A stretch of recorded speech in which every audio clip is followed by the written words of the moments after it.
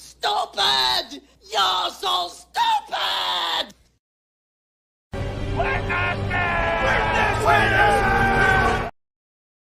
A good look at my face. I'm an Oriental. Good evening, good afternoon, good morning, whatever the case may be. Welcome to the Wednesday work stream on Blacklist Universe. Here once again to waste your Wednesday night while we sit here drawing and babbling about random things. Melissa, do you have Amy, do you have the thing on? Do you have the YouTube on? We're getting a lot of... Someone did. Yes, someone did. I like how you've got the split screen though now. Oh, I just noticed that. Yeah. Both of us on one screen. That makes sense. Yeah, right? It kind of worked out. Like, oh, hold on a minute. I should be able to. Ta-da! So, Yes. So, Kevin will be here. I don't know when. I haven't been able to get a hold of Elliot today, so I'm not counting on him showing up. But other than that, I guess we'll just kick off and see how you guys been the last couple of weeks. I didn't do a show last week, so therefore busy with something? a fortnight of your company. Oh, that's too bad. Speaking of Fortnite, Loud outside, and I just put this shirt on because the last one I was wearing was had this huge. Actually, this one does too. It's the Meg, but it was so thick. The screen printing on the front was so thick. It just felt like I was wearing a piece of plastic on my chest. you start So I had to go change it right at the last second, and now I'm like, this one doesn't quite smell right. I'm super fastidious about how my shirts smell. It's gotta. I've had that before where you're like, I'd watch this. What's going on? It's Yes. Smell, or is it like pizza box smell? usually I had it where it's like it smelled like the clothes didn't dry. I mean, it was damp and didn't dry right. Like the mildew? Yeah. No, it's not that. It's just some very light. Maybe it smells like a shark. I will try to ignore it as best I can. Well, if you need to take 5 and go find something that has a thinner print and a nicer t-shirt aroma, we'll hold down the fort for you. What are we drinking tonight? We are drinking iced tea, no sugar. Oh, really? Cool. Are any fruit flavors or anything with that, or just straight Negative. Really? Black tea. Just the black tea. I've heard if you steep that at the right temperature, it's not so bitter, but I don't know if that's true. Oh, I make perfect tea. It's never bitter. It's just. Oh, wow. I didn't make this. I bought this one, but Nice. dude, I'm like the tea connoisseur. I'm I'm mixing different types of teas together and just coming out about these great. What I'm really loving. This is so gay. This is this Earl Grey cream tea. Mixed with some sort of a fruit or either a spice tea or a fruit tea or something like that, and also mixing it with green tea together. So I mix all the 3 teas together, and it's simply delightful. No sugar necessary. Highly dissuaded from using sugar. That's what I like with jasmine tea and green tea mixed. It's good too. Jasmine has a nice little taste to those. Jasmine's good stuff. I will make do with the shirt that I'm wearing. Okay. So you feel good about that. All right, that's awesome. No, I lied. That's awesome. Yeah, I saw the Meg. They have the Meg 2 movie coming out. I guess the the first one must have been successful. Yeah, it's what's his name? Jason Statham's in it. Statham. Mm-hmm. Yeah, and I've never seen the first one, but I don't know. I'm not into a lot of. I like the first Jaws movie, but I usually am not into giant creatures eating people movies. Yeah, no, I get that. Like Sharknado. What's your feeling? That one that's just cheese. That one, that's hilarious. That one. I can't believe that one did so well that they made. Was it 4 or 5? Yeah, I think something like that. I think there was Sharknadoes in orbit or something like that. Sharknado in orbit. Hey, there you go. You're blending in there, Mikey. That's like Really blending into my background now. Hold on. Maybe I'll change my background. Come back. So you're just a big smiley face. Maybe if you go get a green shirt. No, then you're really blending into Oh, there you go. There we go. All right. There. Now you're Mount Rushmore. All right. Updates. Since it has been a fortnight since I last streamed on my own channel personally. Micah turned 15. Oh, Yeah, happy birthday. birthday. I remember My 15. birthday's going around. I remember 15 too. I remember turning 15. My birthday party still. It's funny Really? how it stands out. Yeah. I don't. I hope it was. I'd have to fun. try really hard to remember any of my birthday parties. I remember 15 because my twin aunts came over and surprised me and dropped off some gifts. They got a cake and everything. And we had just moved kind of like to a new state. So they were kind of like gave me a little birthday party with my family. And it was pretty nice. I have a picture of it and I look all kind of awkward. Hello, Nuclear 1-2. Nuclear 1-2. What the heck is this? This is a work stream where we just kind of hang out, do our work. We're artists here. I don't know where you're coming in from. Please let us know how you found this channel. If you're new here, I think you're new here. I've never seen you before. But yeah, we just on Wednesdays we typically just hang out, start drawing and chatting about things and stuff, and Whatever. basically Projects. just chill. It's kind of like an online studio where we're just shooting the crap while we're doing our work. Yeah. It's nice. It is. And nice. he offers us. I think it's a drink. Maple syrup. It's a shot of whiskey. Oh, okay. We are everywhere. I've been here. Oh, okay, right. And now you know. Now you know what the Wednesday work stream is all about. There you I feel like I want to be one of the heads on Rushmore. go. I got the portions about right. So what do we look Mhm. like here, Matt? So, other than that, the most remarkable thing, you guys know, what has it been, 5 or 6 weeks since I've been carnivore, right? Yeah. Do you guys remember me complaining about my shoulder for the past 2 years? Yeah. I heard Yeah. something, right? Hey, all right. my Congratulations. That's amazing. I wouldn't Cool. say it's 100% healed, but when I recognized that I had the motion back in my arm, I was like, I was so excited because I've got summer camp coming up in about 2 months, and the Okay. last 2 summer camps, I've been like, I can't play that. I'm not gonna. And I would try to go out there and play Gaga ball with the kids and just hurt myself constantly.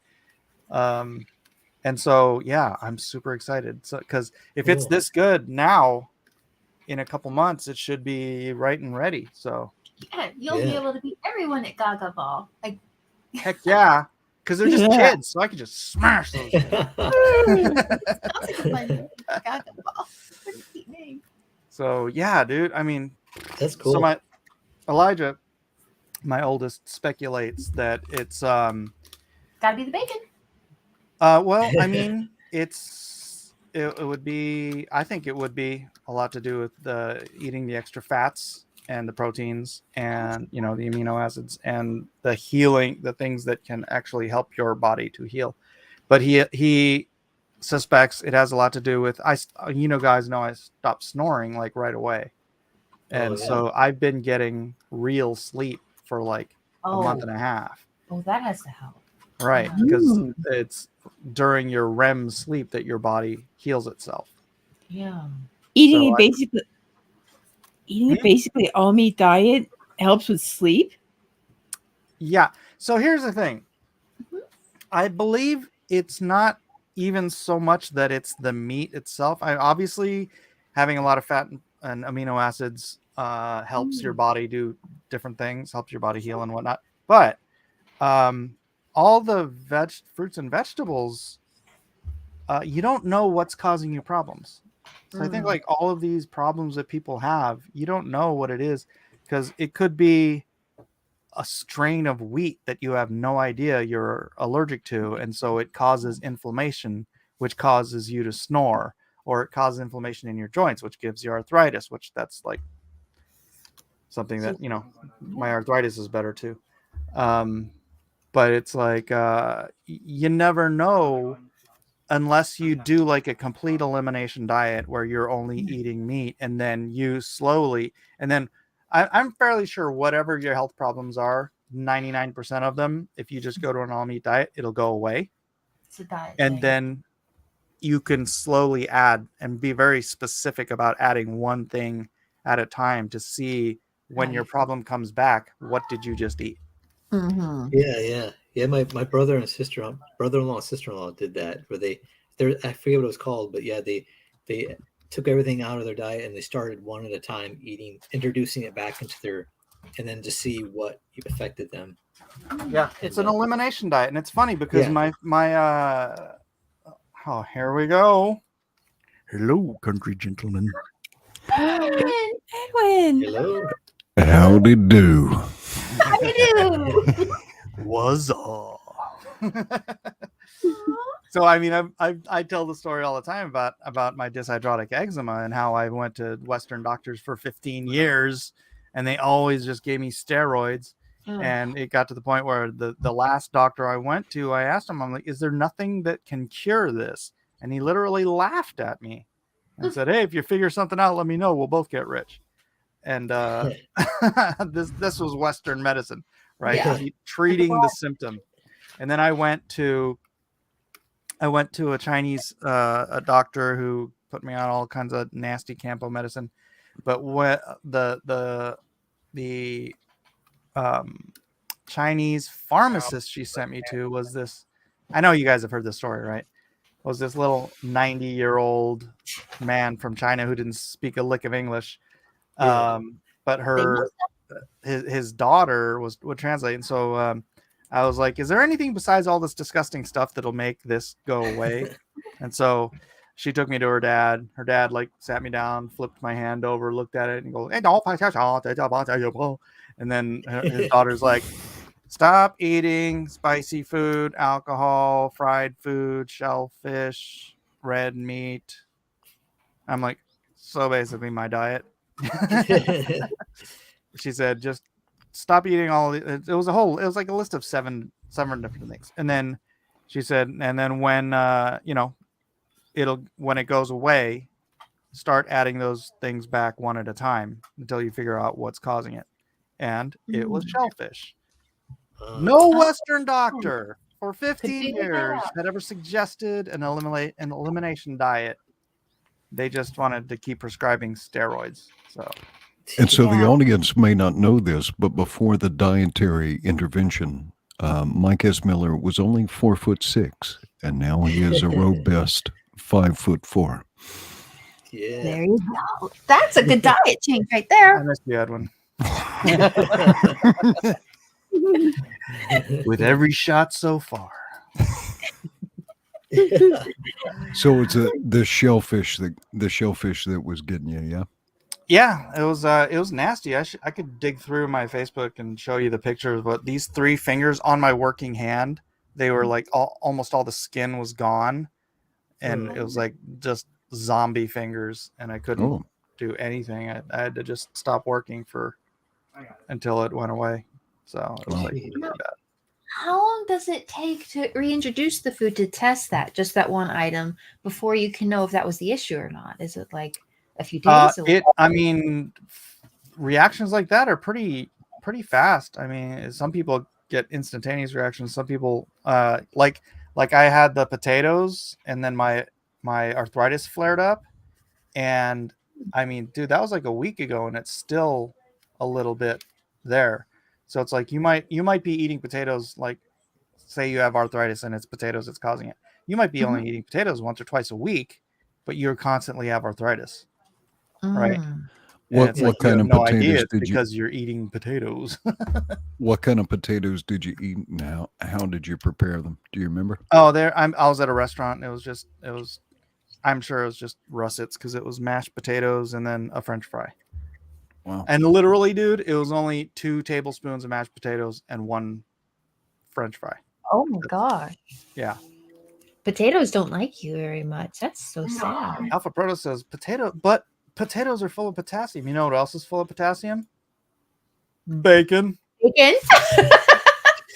So, given the choice between the two of them, Isn't avocado too? Is what? Avocado? Avocados? Oh, I don't know. potassium. Is it? Right? Potassium. Mo- Yeah. A lot of vegetables have quite a bit of potassium. So like tomato juice has a lot of potassium. Potatoes have a lot of potassium. Tomatoes are also from the what's that family? The potatoes, Nightshade. tomatoes, nightshades. Nightshade. Yeah, so those all inflame arthritis. All the nightshades inflame arthritis. They're poison. How Everything funny. is poison. It's so funny. Or You should arthritis. do that. Almost all fruits and vegetables are poison. If you look it up, just Google it. What is poisonous about blank? Yeah, And all it'll the tell you. hardcore carnivores are like totally anti-veggie because they're trying to kill us, the plants. So, I mean, that- literally, I can that's their understand, defense though. mechanism. yeah, I can right. understand what they're coming from, but there's certain things I like veggie wise. You know what I mean? That would be hard to give up. You know? Yeah, and there's certain things that aren't, like you could look it up and they aren't, but so far it seems like it's been about 95% of the things I've looked up are poisonous. I mean, I was just sitting we went to dinner for Micah's birthday and there was a pile of cilantro on the thing. So I just went on my phone, what's poisonous about cilantro? And it was like, it's like gnarly. Hold on, let me look it up. But now some of that is once you're adapted to eat, once your people are adapted to eat, right? Because Well, otherwise you would say God was lying to us with the whole Daniel diet thing. And Well, I wouldn't say God was lying to us, but I would say that that when God cursed all the plants to have thorns and thistles, I think that's where the poison also came in. Right? Because it was once upon a time, it was all because good. it's like because of the curse, like the plants Yeah. aren't like they used to be. Yeah. And so hold on. What is poisonous about cilantro? According to Style Craze, cilantro contains oxalic acid, which is toxic to humans. Oxalic acid is a natural substance found in many foods, but it is especially prevalent in spinach, rhubarb, and lima beans. Which also, by the way, causes kidney stones, which I have had. Are you chronically are you susceptible to kidney stones? Yeah. See, like I'm not. I've had kidney stones on stream. Oh, yeah. I could eat spinach all day long and I would never. Yeah. Yeah. So I am susceptible. I guess it's about knowing your Yes. individual sensitivities. Hold on. But a I've- second. But I'm glad bacon is safe for everyone. That's canon. I've done the carnivore diet before. It Yeah. was fun for a bit, but it's Mm. for me the carnivore diet is not good if I'm doing a lot of high intensity exercise or work. It's not great Oh, for me. really? Yeah. Is it not fast enough energy? Like, Well, Like- yeah, so like if you're all right, so an actual keto diet has a lot of fat. So if you're going carnivore, you actually need to be eating a lot of fatty meat. And so the deal with you've got three basic energy substrates. Okay, your body below a certain threshold, you can get by with mostly fat, but you have to be in the aerobic range. All right. Now, say you're doing like a sprint, or you're doing something that uses a lot of strength. That's a slightly different substrate. And then at certain intensities, you're burning a lot of glucose. All right. So if you're on keto and you're truly in ketosis, you're using a substrate called ketones, but your body still needs glucose. So if you're getting enough amino acids, your body has got an enzyme called glucogen. Okay, and so your body can actually make glucose out of the amino acids that are comprised in protein, but it's not a whole lot at one time. I But missed it. Can you start over? we're talking about the three different energy substrates, right? Oh, And how if you're in ketosis or if you're doing carnivore, you don't want your meat to be too lean, right? Mm-mm. You need that fat. yeah, You need that absolutely. And your body can make carbohydrate. Your body can make glucose from protein. It's called glucogen, right? So that's possible. So But when if it you're starts eating your own Organ. muscles. yeah. Well, no. It just uses protein. It uses Right. protein to because the liver can run through glucose pretty quick, and the brain can. If you Oh stay yeah, something I learned last night. Sorry for everybody who thinks this is a health channel, but Well, they think it's a health channel. I learned yesterday that how everybody always thinks like fructose is this great alternative to glucose.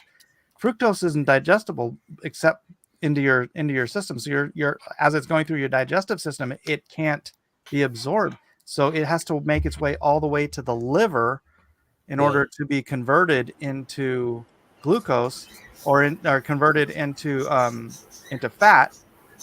And then what happens to your liver? That's how you get fatty liver disease. Yeah. Oh my goodness. well, this is why high fructose corn syrup has messed a lot of people up. Yes. If you're getting fructose, you should be getting it ideally from whole fruit, right? So you're getting all the vitamins, you're getting the fiber and stuff. The Comics Bear says Mike is one step away from hawking vitamins at this point.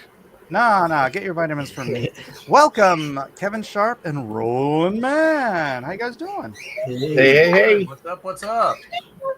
Roland, been a coon's age, as they say.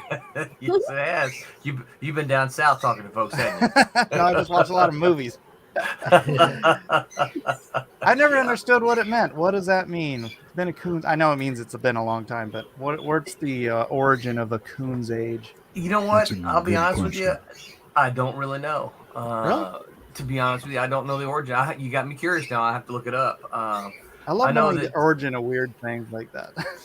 Hey, I do too. I enjoy those. I do got a good one for you though that you may not know. You've heard of the boogeyman, right? Uh-huh. You know that's from a southern thing up in Tennessee. There was back in the hollers, where they were moonshining. There were the Booger Boys, and that's one of the things that moms would tell their kids: you better behave, or those Booger Boys will get you. And just over time, that became the boogeyman. Huh. Oh, They Did would you say they would Booger the Booger Boys? Boys. They Booger would Boys. They would creep into your bedroom at night and pick Yep. your nose. And make you I don't know about that. Booger Boys. No, they just Yeah, wipe that would their terrify wipe me. their boogers on your pillow, and you'd roll Oh. over and be like, And then you'd be accused of it. All right, just one last thing. If you are doing ketosis or a keto diet, you may not want to take whey protein because whey protein is so easily digestible. Glucogen can kick in, right, and produce quite a bit of glucose from the whey protein amino acids, and then that can actually kick you out of ketosis. Oh, yeah. wait. So if you have a protein drink made out of like whey protein, it will turn into sugar? Can your Yeah. body can use that enzyme called glucogen, right? But the thing with whey protein is that it's so easily digestible, right? It just hits your system so fast. Yeah, and another thing, most of those protein drinks use actual soy protein, which just makes you gay. Like the frogs. No, Kind of like drinking Bud, no huh? idea. So, Mike, You figure it have you out? been to Target this week, Mike? Did you purchase any swimwear at Target this week, Mike? I don't think I have been to Target this week. No, It no, comes I with have the new not. tuck features too. Down in these parts, it's called Target. Guys, Elijah, Target. I love Elijah. Obviously, he's my son. He's got a heart as big as gold. He brought a homeless person home, and then he's like, "What do I do?" I'm like, "Figure it out." Oh my god! You're like he gets your bed, not mine. Well, I'm saying it's like charity is not you bringing someone home and then making it your father's responsibility. Right. Yeah, what that's, the heck? that's not how that works. So yeah, You just met him on the street? it's a her. Oh, Oh. Oh. is it by herself? Yeah, so he's got to figure it out. I hope she What can is get the age of the homeless person? I don't know. How old is she, Elijah? Oh, he's probably not there. Old enough to take the bus by yourself? Get a bus ticket? Oh, he was saying the homeless shelters are closed. I'm like, they can't all be closed. Yeah, that sounds. Wow. Only if they want you to be clean. Then some of them are like, you got to be clean if you want us to stay here. Oh yeah, you know about the one downtown, right? Yeah. So, for those who don't know, in San Diego, we built a $10 million homeless shelter downtown, like not in the heart of downtown. High rise. Yeah. And it's like these mini apartments that homeless people can stay in for absolutely free. They just have to meet two qualifications. One, they stay off of drugs, and two, they're looking for work. Cool. Yeah, that building's empty. The Oh, homeless no. population here. Really? They Yeah. want to work. Yeah, they don't want. No, they don't want to work. They don't want to get off drugs. Wow. So Ooh. Yeah. I bet they could lease those out during San Diego Comic Con. I bet. Yeah, I caught the tail end of that. Some of what you were saying, but that's kind of why I saw your post, and I'm like, man, I kind of want to hear about Mike's diet. What the heck are you doing? Is this one of those all meat diets? Yeah. No, I see. Yeah, the Awesome. carnivore. Yeah. You looking good, dude. I'm not going to pull my shirt up and show off my six Yeah, pack, don't 'cause do that. I don't really want to see that.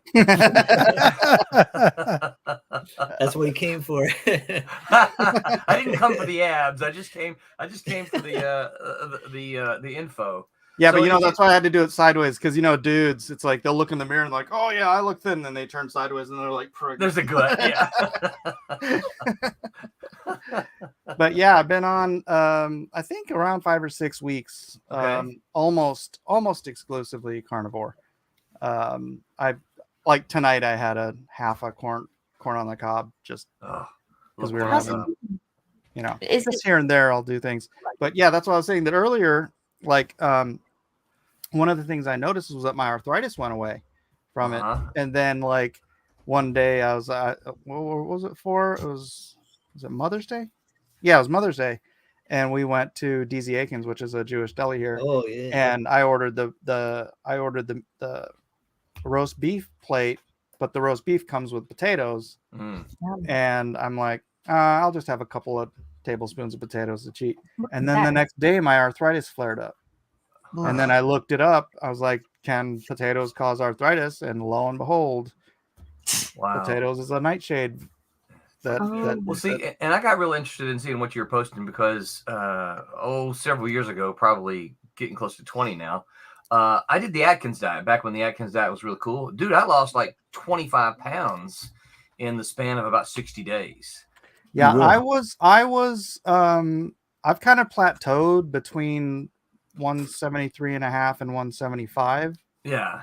Dude, I've been 182 for the last 30 years, like almost consistently, and except for the times when I got out of shape and I went up to like 186 recently.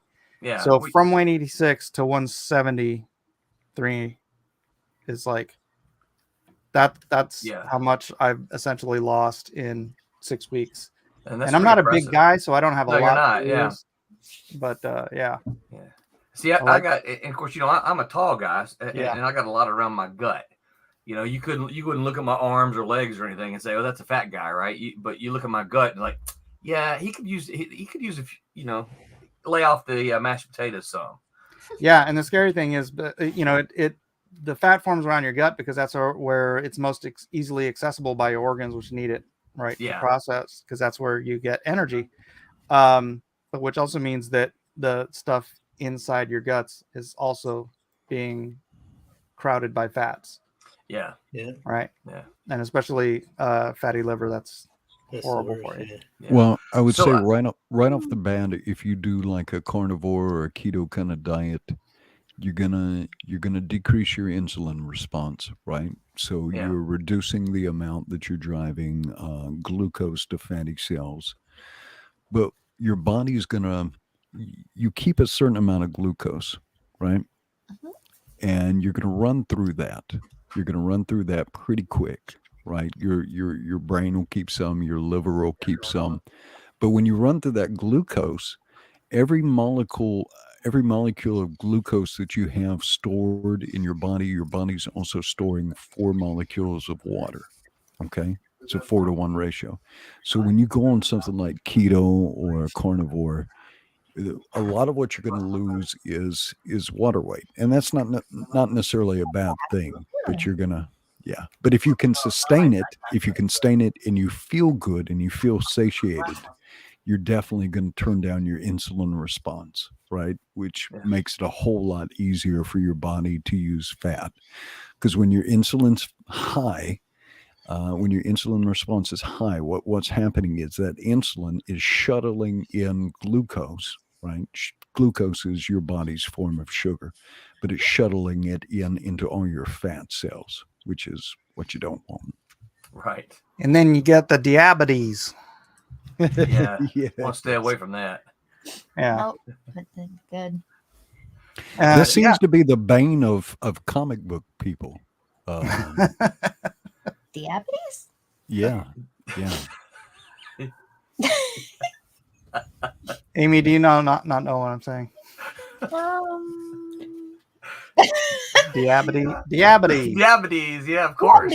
I think Diabetes. My dad's fighting with diabetes. Diabetes. Yeah, the diabetes. Yeah, my friend had type 2 diabetes, and he totally the doctor told him his pancreas is ruined, and he went on the total keto diet without really calling it keto. He just stopped eating all that sugar and stuff. He within like months he lost all this weight and he got rid of type 2 diabetes. And he was back. Wow.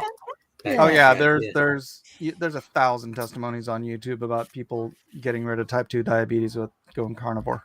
Yeah, he was a big guy too. So my question, Mike. So I remember. So the Atkins, what I remember, of course, this is a long time ago. The Atkins I remember was it was pretty much all the meat that you could eat, plus I think there was cheese. But now I think I read you posted, anything that comes from an animal. So eggs would be fair game as well. Oh yeah, but if it comes from an animal, egg it's fair like game. The like perfect food. Egg yolks is like so high in nutrition. It's like that they've been trying to get us not to eat them for the last 40 years is like a crime. Well, I know yours is not a conspiracy show, but I believe that. No, we're a conspiracy show. I believe that there's a lot that they do with the intent to keep you on the medicine. They don't. Hell because yeah. It's like, oh, look here, I need you to take this medicine to get this thing better, right? And by the way, you'll probably have to take this medicine for the rest of your life, and and you're gonna have to pay for it, and then we're gonna make money from it. Yeah, and then the side effects of that medicine will be treated with another medicine, right, and so on and so forth. Yep. Dead Doctors Don't Lie. Joel Wallach. I remember this tape from like back in the 80s, and he was talking about a patient that came in, and they were on like 12 different medicines, and they were just miserable. And he prescribed that they stop using all of their medicines, and they did, and they felt 100% better. Wow. Yeah. Did you hear about that petroleum-based medicines that was started by was it Rockefeller? He had all this propaganda because he didn't own the newspapers. He had propaganda against natural nutrition and said you need to have these pharmaceuticals, petroleum-based. I think that was DuPont. Was it DuPont? I know it was DuPont in terms of plastics. Yeah, I wouldn't doubt if it was petroleum-based other stuff too. Yeah, because he had all these connections. Yeah, he's like he wants to sell this stuff, so he's like the whole propaganda about damn French. Yeah. Well, I know the Kellogg's diet was designed to reduce testosterone and sexual drive. Oh yeah. What nationality is Kellogg? the whole freaking AMA food pyramid garbage that's existed since the 50s or 60s, where they've been just trying to tell us all that what we should eat, the majority of every day, is carbohydrates. Is just it's that's why everybody in America is fat. Yeah. It's like common knowledge. You should have. But now I eat a lot of little bit of carbohydrates, but I'm doing 8 to 10 hours of physical labor a day. Yeah. You're burning Right. it, sugar. But that's another what's the thing I Kellogg learned diet? recently. Is that when your body burns sugars and carbohydrates for energy, it's also depleting you of vitamin B1, because that's the precursor to using that as energy rather than using fat as energy. So you should be eating something that has a lot of vitamin B1 in it, or supplementing. King Bob has got like the main point. If you can't do anything else, get rid of high fructose corn syrup. Cut it out of your diet if you can't do anything else. Yes, government subsidized fructose put in everything that we eat. Yeah. Oh man, it's funny. My friend, his kids, his parents had instead of sugar on the table, they had a little sprinkler thing with fructose in it, because he said it's better for you. I remember as a kid, hey, take some fructose, it's better than sugar, and I'm like, we sprinkle it on our cereal. Yeah, because you think, oh, well, it comes from fruits. It's like, yeah, but we can't digest it. Yeah. Sugar comes from grass. I like fruit. And look, dude, now that we're on talking about this type of stuff, I looked in. My wife brought home M&Ms, and I loved M&Ms. I used to always eat them all the time. I have like at least a bag every week at least. And I stopped eating them because I found out that they use nanoparticles in the M&Ms, nanotech, right? And so I told her, and then she's like, I threw it in the trash. She goes, "That's my M&Ms," and I'm like, "No, we can't eat those." And I told her, and she goes, "Well, prove me." So then I was like, I couldn't remember how to explain it to her, but I remember looking at it like a year or two ago. And then I found a website where it was like a food, it's a food watch group, and they do things, they catch the FDA on things. But anyway, they use nanoparticles, which is like this like titanium alloy, which is like for to give things a sheen and like a color, but it's so small, these particles, that it actually penetrates through the blood-brain barrier, which usually a particle, food particles, it doesn't do that, right? This can penetrate there, and they don't know the full ramifications of it.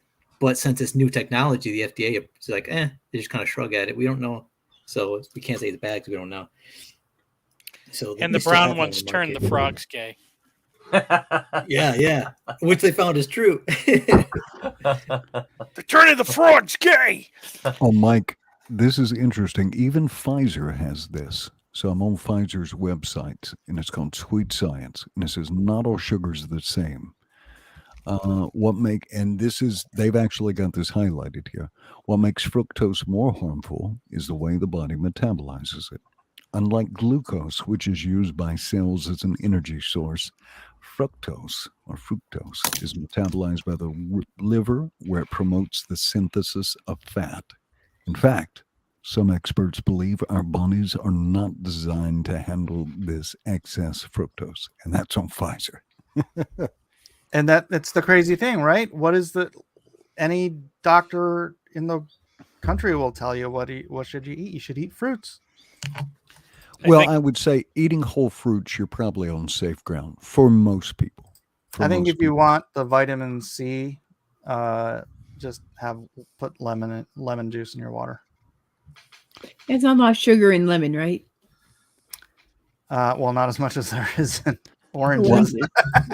I eat a lot of berries, and like a cup full of berries only has like 60 calories. Like it's barely anything. But some of the compounds, like the anthocyanins, and then in strawberries, you've got something called fisetin, and fisetin is a senolytic compound.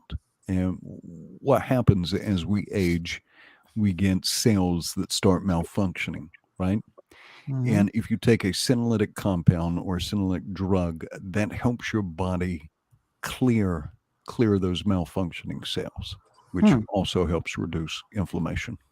And those are in berries? Well, they're in strawberries, fisetin. There's a little bit of fisetin also in Pfizer's in cucumbers. everything. Not in me. Interesting. Oh, wait, we just finished the hatchet in my side of the mountain, so it's kind of like, but berries. It's like the first thing you can find that keep you from starving. Like, yeah, no, it's stage one is always finding berries that don't make any sense. Yeah, but whole fruits again, if you're just eating natural fruit, right? It's pretty hard to get fat because like a cup of berries has 60 calories, right? And so if you even if you live kind of a sedentary lifestyle, you're probably burning at least 1,800 calories a day. Do you really see yourself eating 30 cups of berries a day? But That would be ambitious. On a good Yeah. day. Bow, bow, bow, bow, bow, bow, I love bow. blueberries. There yeah, you go. we've guess you got don't lots of blueberry bushes and they are loaded. Oh, June's gonna be nice. yeah. Yeah, but like you were saying earlier that it's like different people have adapted to eating different things and whatnot. And it's strange because we live in a country that's we don't have that really culturally. So it's like where if you're German and you've got the same people group eating from the same berries and the same whatever for the past 4,000 years, then you may have developed something. But it's like everyone is eating everybody else's diets in America. Yes. Yeah, Yes. that's true. Right, the melting pot. And so you really can't tell what it is that that might cause you harm because your ancestry is Japanese, but you're going to a Mexican restaurant and you're having something that all the Mexicans are just perfectly adapted to, but it's going to give you freaking swollen sinuses or something. I don't know. Yeah. Yeah.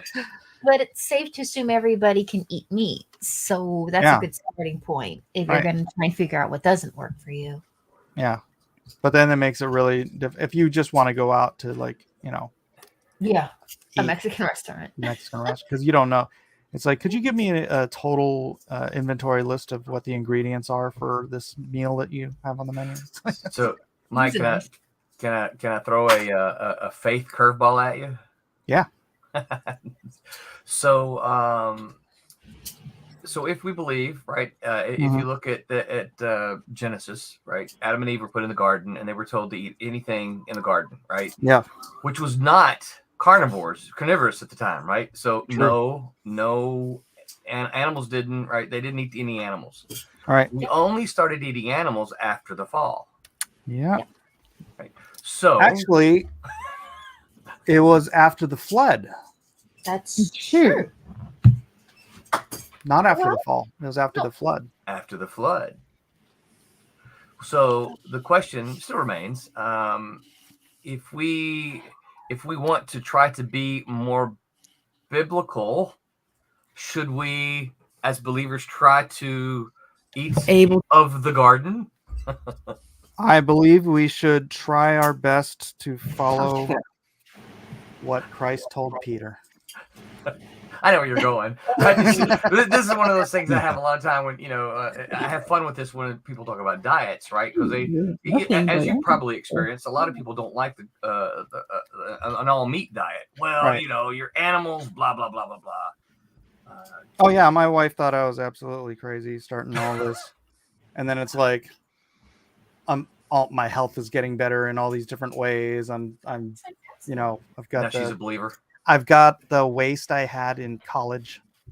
It's like, wow, yeah, it's like I subtracted 30 years from my body in 6 weeks, and so she's less argumentative about it now.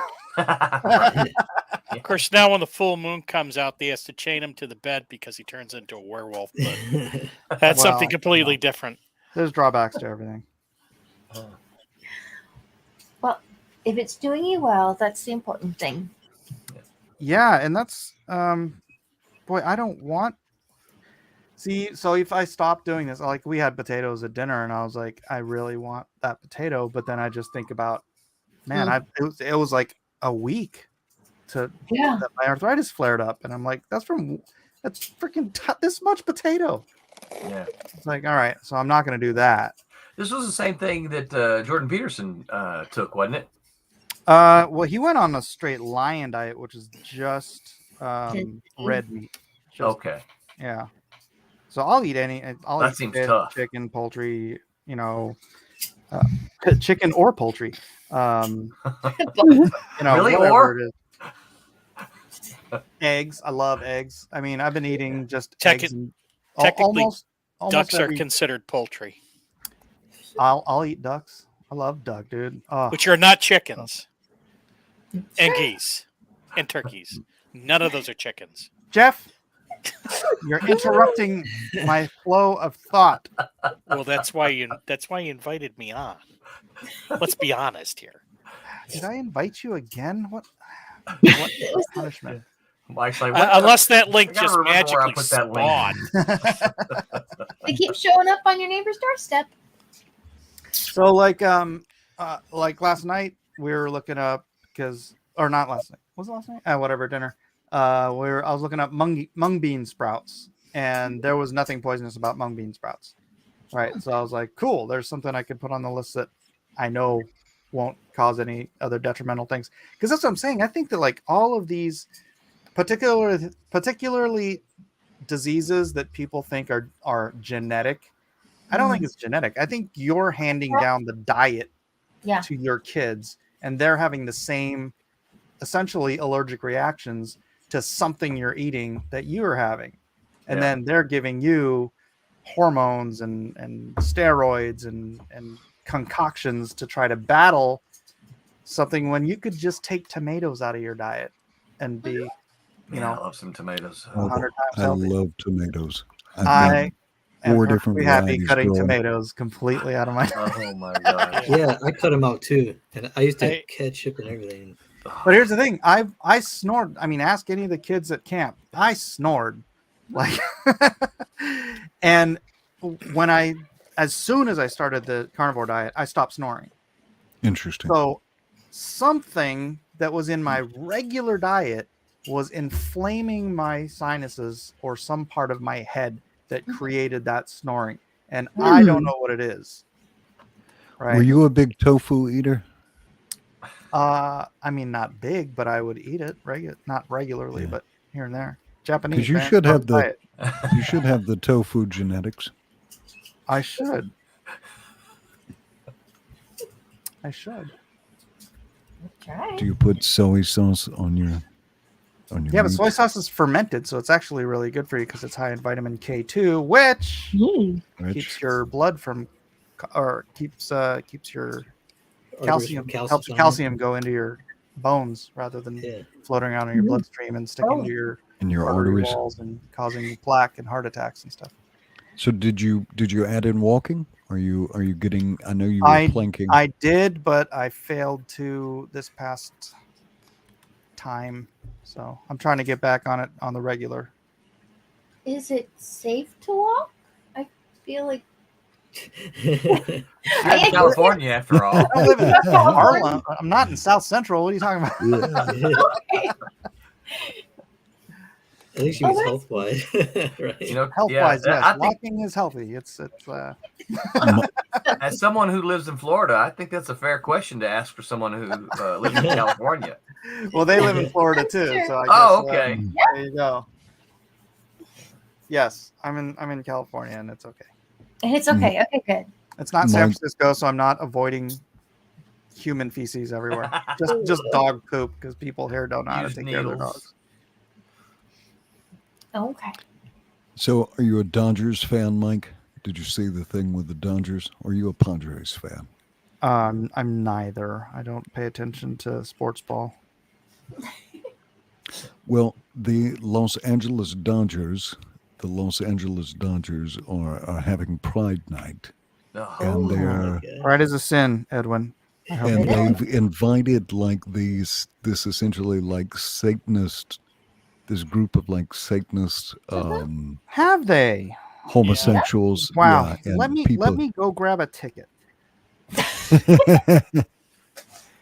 It seems like though on multiple fronts, there's been some sustained blowback against some of the wokeism, and I think a lot of America was ignoring it until they messed with beer, and then when they messed with beer, Joe Average could understand it.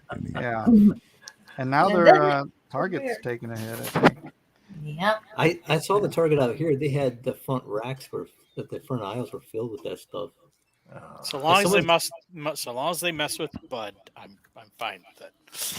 Yeah, I'm perfectly happy going to Walmart instead of Target. So It's not problem. that much further away. I don't. And there's a Hardee's. Well, there was a Hardee's. We used to have breakfast there. We used to. Walmart. Yeah, there was Walmart, and we'd stop by and have breakfast because I like the biscuits. The biscuits are great at Hardee's. Yeah, Walmart's still owned by a Christian family, right? Still a good Southern family, yeah. It's worse than the bus station, though, man. This place is as bad as the bus station. It's like the madhouse in there. It's no. I don't know why Wait, Walmart, which one are you going to? Walmart. Every Walmart I've been to attracts the weirdest. No, you people go to the depends one on the hours that you go. Go to the one in Grossmont Center. It's not. I've been into like the nicest depends areas, on the and they're location. always It's highfalutin.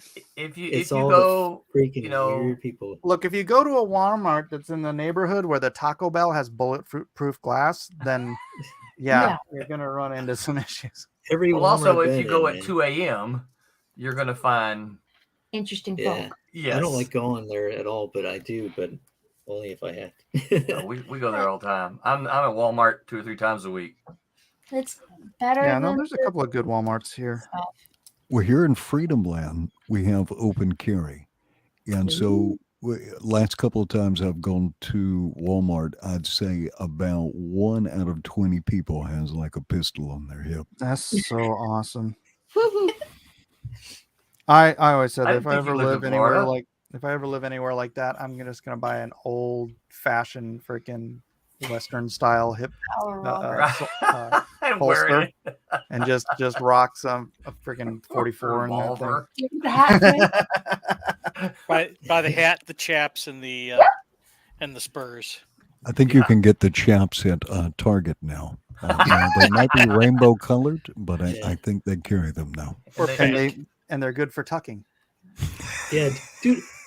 Have you seen that? Have you seen that the clothes they put on there with the pride color stuff? I was like in the Target with my brother, and I go, man, these are the ugliest clothes I've ever seen in my life. Not even just the colors, but I mean the designs are like. Yeah, you remember when the gays had good taste? I was like, what the heck? It's like they're like their potato whole sacks. shtick. Right? Gay eye for the straight guy, or what was it called? Is that what it was called? Queer eye. Yeah, I think that's queer eye. Queer eye. I remember Brendan Pinchot on 48 Hours, right? That Eddie Murphy movie. Was it 48 Hours? Maybe Trading Places. Yeah, it was 48 Hours. Remember Brandon Pinchot played the gay designer guy? Yeah. Remember when the gay characters were comedy relief? Yeah. Well, that's how they got him into the mainstream, though. They took that, approach, get people comfortable with it, and then you can't watch a show that there's not like 10 gays in there now. Well, I was going to say, judging by television, if you watch, sitcoms and dramas, there seems to be a statistically unlikely number of. Yeah. Ask any young kid.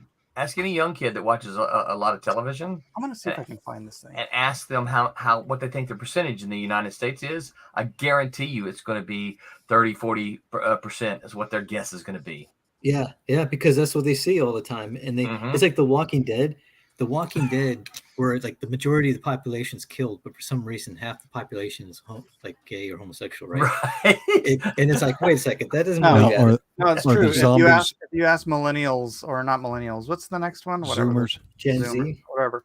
What percentage of the population is gay? They'll say something like half because they watch Bravo. Yeah, that's crazy. I remember I think it was Mad TV or Saturday Night Live one time, a long time ago. They had this fake Bravo commercial, and it was like Queer Eye for the Straight Guy, and it was like this other just all these gay like shows all in this one commercial, and at the end of the thing it said "Bravo." What the hell happened to us?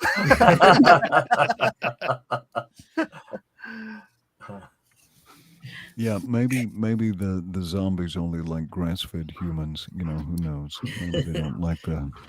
You know what I'm saying? Yeah, yeah. Grass-fed humans. It's like that one Key and Peele skit where they had like the zombies like wouldn't attack them. It was like going after everybody, and then they're like, "What the hell?" And it's like the zombies were scared of the black people. Like, they started kind of like getting away from him. Like he thinks right off, walks right up to a zombie. He's like, "Ugh," like crossing the street. He's like, "What the heck?" Oh, that was so funny. Oh man. All right, Mr. Mike, it is 11 here, so I'm going to say good night, sir. All right, buddy. Thanks for popping on. We'll see you next time. Maybe we should do a, I don't know. I got to figure out if I want to do any additional YouTube stuff. I don't know who the country gentleman is, but I know who he sounds like. It's Edwin Boyette. That's what I thought. Okay. You're in Hawaii. I have relocated to North Carolina, so I am back in Freedom Land now. Oh. Yeah. Well, welcome back. Thank you. And his favorite aunt. All right. Aloha, everyone. Aloha. Later. Aloha, Edwin. God bless. Yeah, you well, know. I'm going to go too because it is 11 here, and I have I unfortunately have to get up early in the morning. Oh, really? But I saw your post, Mike, and I wanted to come talk to you about the diet because I've been reading, your successes. I'm like, man, I need to find out what he's doing exactly. Yeah, I'm curious why you stopped. Why I stopped the Atkins diet? Yeah, because my wife and I did it together, and it gave her the shakes. She really? Yeah, she couldn't handle it. So, but I've gotten to that point now where I'm kind of like because I've just started taking like within the last 6 months high blood pressure medicine, and I've been taking cholesterol medicines. I gotta get I gotta get off of it. Yeah. I gotta get off of it. Yeah, and that's the crazy thing about the whole cholesterol lie, right? It's like, okay, you're new to this, so you don't know, and I didn't post this on Facebook, but my father-in-law, he's been pretty much a vegetarian for the last 20 years, except he eats healthy fishes as well. Yeah, and he had 100% blockage heart attack a month ago. Wow. Yeah. And so that's when I started like researching like what is arterial plaque? Yeah. Because all we ever hear about is cholesterol. And it's not. Arterial plaque forms because we don't have enough vitamin K2 so that the calcium in our bloodstream doesn't go into our bones, but stays in our bloodstream, gets stuck on the epithelial cells of our arteries, and then the plaque, the cholesterol comes along like mortar and like sticks to the calcium, and then more calcium sticks to the plaque, and then dead and damaged cells stick to that, and that's what makes up plaque, and that's what builds all that stuff up. And it's because most people don't eat enough of anything that has enough K2 unless you're eating a high meat diet, or you're eating a lot of fermented foods, sauerkraut, kimchi, natto, stuff like that. Those are really high in K2, but everything else, you need that. So I gotta lose some poundage, and I think that because I've been storing as well the last 20 pounds. So and I think for me it just means that part of my throat back here, where the throat and the nasal passages meet, it's too fat. It's too fat back there. So my goal is to drop some weight, and I'm just gonna have, my wife and I have been talking about it lately, and I say like the last couple of weeks, how that's not something that she can do, right? Because of what it did to her the last time. But she's like, okay, well, if you're gonna do it, we need to figure out how in the household I can still have potatoes, but you don't have potatoes, right? Right. Well, that's not hard. And the menus. Yeah, You it's just tough. make half as many potatoes. So yeah, that's You'll double up on the meat. double up on the meat. Yeah. So and I And remember you really it's don't funny. even have to. You don't have to, because you get so satiated so quickly eating meat that you really don't have to eat that much. But here's the funny thing, and here's the thing. Here's why I was particularly interested in what you were saying because you were talking about eating if it comes from an animal like the eggs and stuff like that. Because I don't remember doing that at first on the Atkins, and it's been so long I might have. I just remember meat and cheese. But here's what I remember from the Atkins is that cheese is also very high in K2. Oh. They told you can eat as much meat as you want and you can still lose weight. I didn't believe it. I said that's not true. You can't eat a lot of food and gain weight. I just don't believe it. So I tested it. I'm like, give me more. Just keep. And I was losing weight. I'm like, how am I losing weight? I'm stuffing myself with this meat. I'm stuffing myself with half a pound of bacon every morning. Right. I was eating bacon. I was eating all kind of stuff, man. Yeah. There's a documentary we watched like a couple months ago called Fat. And it goes through the whole fat lie about how, cutting fat out of your diet is the best thing for you. That's the worst thing for you. Yeah. Cut those freaking sugars and carbs. That's what you need to do.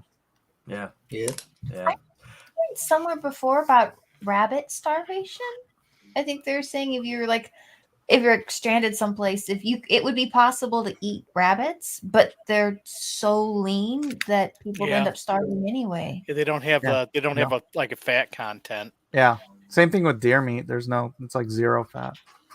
Oh, Delicious, wow. but zero fat. I've eaten both. I've eaten both, but I don't think I would want to make a whole diet out of either. Yeah, they say that like the ideal cut of meat is like what's it called? The ribeye. Because it's a nice, of course it is. fatty piece of meat. Uh oh, we lost one. We're in the time tunnel. Oh Well, on my back. Sharp down. Which I love ribeye, but dang, that stuff's expensive. Right. Yeah. Let's take a cheaper, leaner piece of meat and wrap it in bacon. Right. There you go. Yeah. That'll fix it. Brisket, man. I saw a brisket at Costco the other day. It was only $3.99 a pound. What? Oh my gosh, you can't even get hamburger for that most of the time. Right.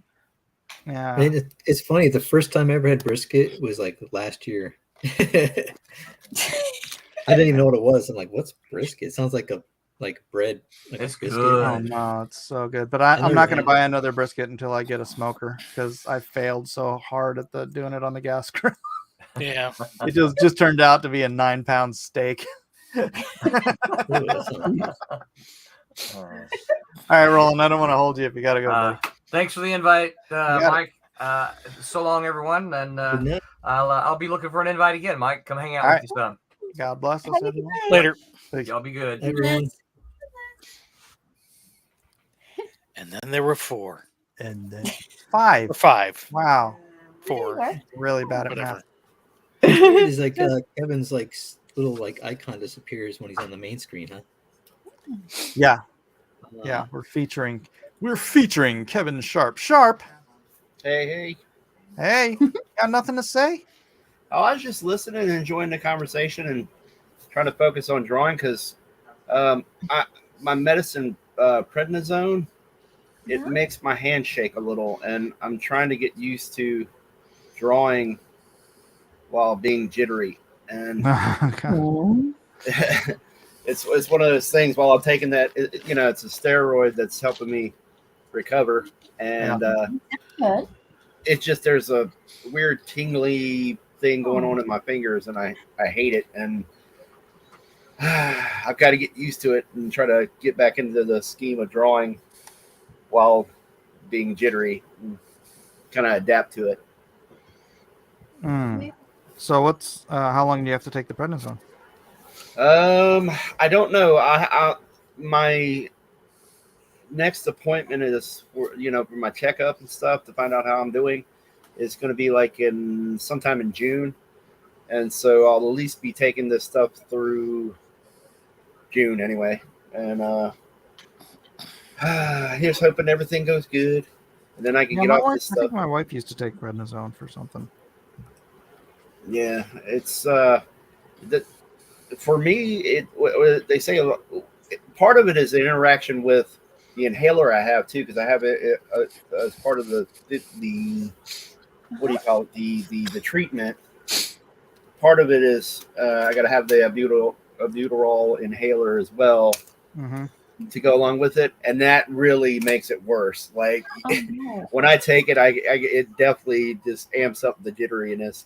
So I'm not really a fan of that. Yeah. So it's all for this is for your asthma. Sort of. It's to help with my lungs, to strengthen my lungs while I'm taking all this stuff. It's an added, or at least for the way the doctors are doing it, it's an added treatment to help me get a little bit better and feel a little better faster. I think that when I was in the hospital with COVID, that's one of the things they put me on. Yeah, prednisone to clear out my lungs. Yeah. That stuff makes me hungry like you wouldn't believe. Yes.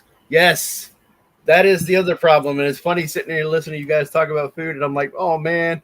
And like Edwin's like, oh, obesity and diabetes and blah blah blah. And I'm like, man, just shut up. I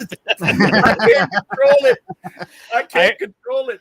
I remember I was on prednisone for something, and I can't remember what it was. And me and the wife went out to go eat. It was like my second day on it, and by the time usually I get like a meal, and I never eat all of it because I just can't. I don't eat that much because I'll also have a beer or something go with it.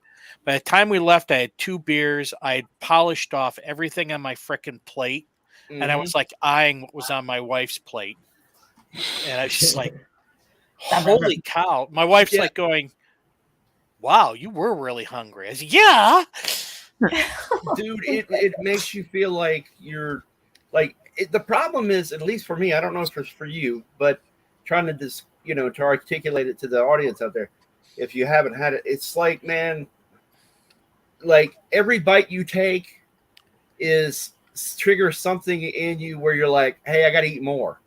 And it's like the munchies or something, man. And I mean, oh my gosh. And I hate it because I had lost weight and I was on a trajectory. I'm getting tongue tied. To where I was starting to feel better, and at least on that end, as far as my weight goes, even though my lungs were killing me, and now I've gained back all the weight I've lost in all that time. So I've gained. I'm pretty sure I've gained back probably 15 pounds, and I'm just like, man, I hate this. Oh, that's where I put it. Yeah.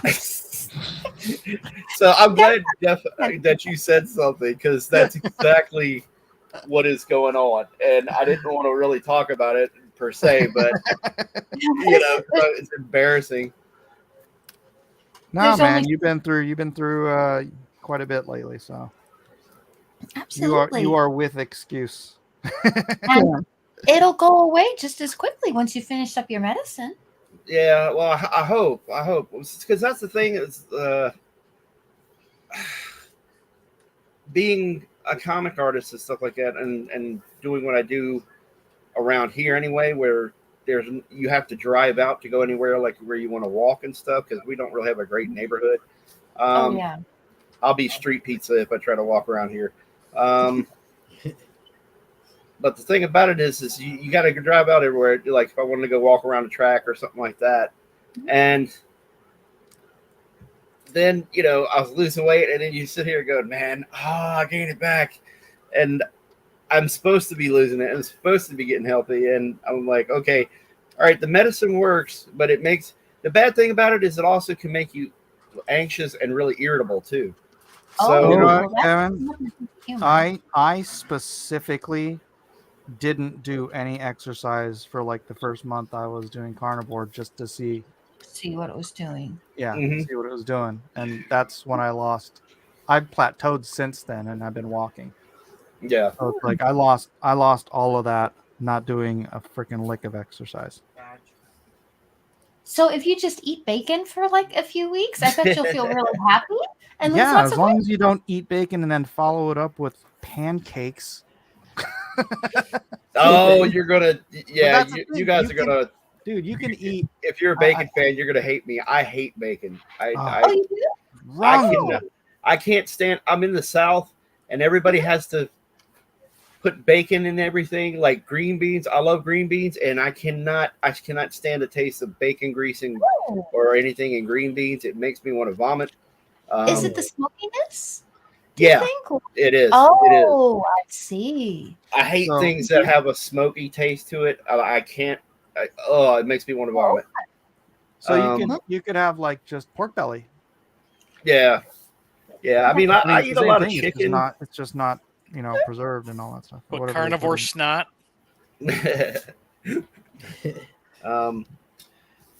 But yeah, so it's one of those things. I fully agree, or I'm on the reservation about the carnivore thing, but at the same time, there's certain things I just can't.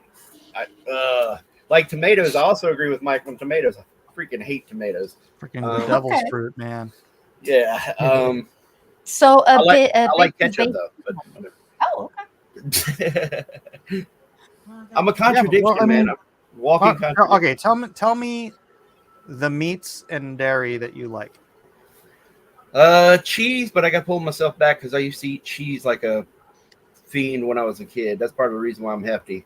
No, that's the reason they told you were hefty. Well, that's fair enough. That's fair enough. Lied.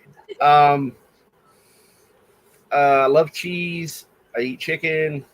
Most kinds of beef. Like pepperoni? Like some snack sausages. Pepperoni, I have a love-hate thing because if I eat too much of it, it gives me really bad heartburn or triggers something. Yeah, short and spicy. Same thing is green peppers is if I get near a green pepper, I have like raging heartburn. So Well, they're off the diet. Yeah. Like most meats, I'll eat fish, even though we don't have a lot of that around in our diet. But I like last year I was eating not salmon. Please don't say tilapia. No, tuna steaks and flounder a lot. You eat flounder? Nice. Yes, I mean I like those, except for I caught a bad run where at the store I would constantly get by kind of generally speaking more expensive flounder, and they would end up being very stinky, fishy smelling, and I was like, oh man. And I just stopped altogether because they were getting, I guess, bad cuts or storing it bad or something like that. No, that sucks.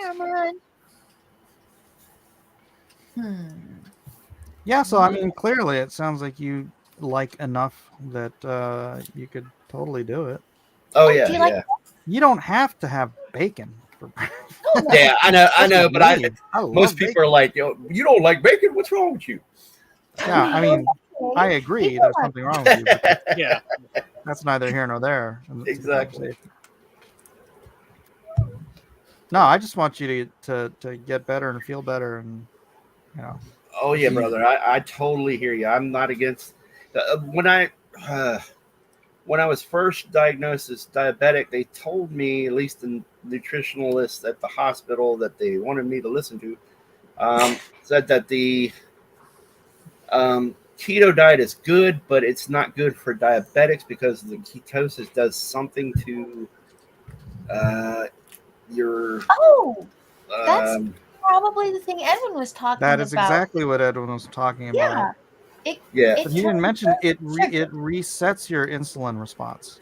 Oh, okay.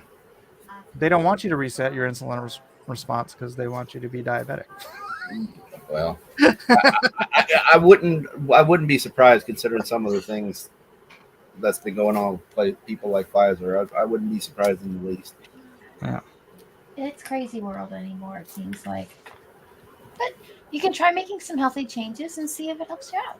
Yeah, yeah. You know, what sucks is I hate to say that like doctors are bad people. Doctors aren't bad people. They're just educated in a system that is lying to them. Yeah. And therefore, they think that they're helping people by passing on bad information.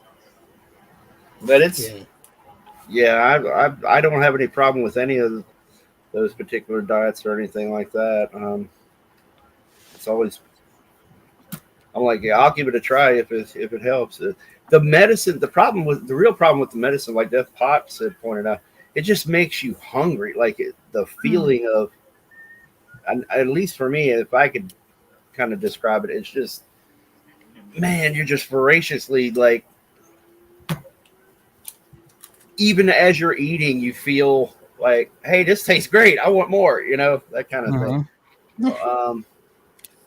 And you just don't have or at least for me, it wasn't, I don't have what do you call it? I guess just, I don't, I can't think of the word right now because I'm trying to draw it and think. And it's not willpower. Yeah, exactly. Willpower. It's just like, because it's such a strong response that it makes your willpower well, but that's the crazy thing, dude. First of all, like I was saying earlier, meat satiates you so much faster and all that other stuff. Mm-hmm. It doesn't burn through your body. That's why you're like hungry 5 minutes after you eat Chinese food, right? Yeah. But it's like meat satiates you faster, and literally you can, if you just want to keep eating, you can eat as much as you want. It's not going to make you fatter. And you can eat leaner meat if you don't want to ingest as much fat. But hey, I'm all about it. Yeah, that's potato. That'll be the only pigeon you're hearing from now on. The other two are gone. Oh, they've got new homes now, huh? Yeah. Well, they're at the pet shop. They're being bred. Yeah, they're breeder pigeons, I guess now. And so they laid a lot of eggs, so it's probably nothing new for those guys to be little breeders. Yeah, they didn't like their little potato very much. Is he doing? I mean, is he okay though? I mean, is he healthy? That's funny you should say that, because he is. Some of his behavior is changing. Like I've been running out and going do things in the daytime, and I come back and on my chair, I've got one of those kind of racing kind of chairs. I don't know, sort of like I don't know. You see on Tim Pool and stuff like that, those racing style chairs. And they're gaming chairs. Yeah, gamer chairs. Yeah, there you go. And Pigeon's just sitting on it, sitting on my chair, waiting for me when I get back. And I'm like, he never used to do that. He would never sit over at this chair. He's just trying to figure out what's going on. Aw. Well, it's nice to hear him cooing still. Yeah, he's just mad he doesn't have somebody to pick at. That's all he would do is sit at the cage and just peck at the daddy, and they would try to get through each other through the bars of the cage and try to fight. Does he go over and pick at you now? No. See, I gotta avoid him a little bit. I mean, right. I mean, not that I want to, because I love playing with him, but he's just, because that's the fun part. But you like living. Yeah, exactly. Exactly. There you go. So I gotta limit my exposure to him. Yeah, that's fair. Wow. I'm glad he can still be with you. That's nice. Yeah. We're gonna see how that goes. If ever all the symptoms go away and stuff, and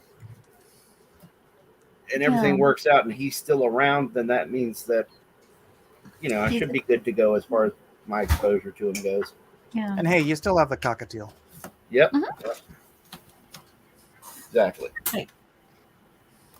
And it was confirmed. I got a call from the labs, and they confirmed that it was sarcoidosis. Oh my So, goodness. yeah, so it was triggered by the pigeons. Now, will all pigeons cause that, or is it just certain pigeons that are sick? Or It's a combination. That pigeons have in their poo, they have the whatever it is from their poo specifically that will cause spores and things like that could do that. But you'd have to, a lot of them were with people who raised pigeon, because I guess apparently if you look online, it's called pigeon lung as well. Like there's another name for it. It's just called pigeon lung. It was with people who bred and like pigeons, and people who had raised, like it was common for like people who raised or trained carrier pigeons and things like that. Oh my gosh! It was common for them to get sick from it like that. So, it can be, and you just got to make sure everything's clean and whatnot. And there's a combination of factors, I guess, that I was reading about online, and I just didn't know that pigeons were the ones that carried this stuff. No, and I'm getting an education now. There you go. So it's not like an allergy, then. It's sort of it's hard to explain. You can read it up. Read up on it online. It's called pigeon lung. I don't know enough about it to be an expert. I just know that it messed me up bad. So whatever healthy changes you need to make. That's great. Exactly. There we go. And generally, luckily, the ones we had are really clean. They're very. Like I was saying, I think these were carrier pigeons, or the breed that were used as carrier pigeons, and they're very clean looking birds. They're pretty. They were white. One was white and brown, and the other one was white and kind of a bluish gray color. Most of its body was white, and the wings were. The wings were blue gray. But it was really funny because if you hold them in the light a certain way, their feathers had a sheen on it that would turn green, like a vibrant green color. So they're really neat looking birds and stuff. And Potato's really clean. He's a really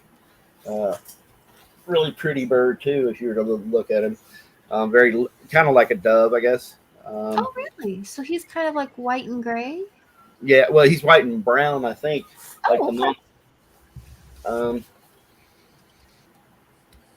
And potato. yeah, exactly. Comics Bear says the exposition pigeon has a new tragic backstory. Yeah, exactly. That's a good one, Comics Bear.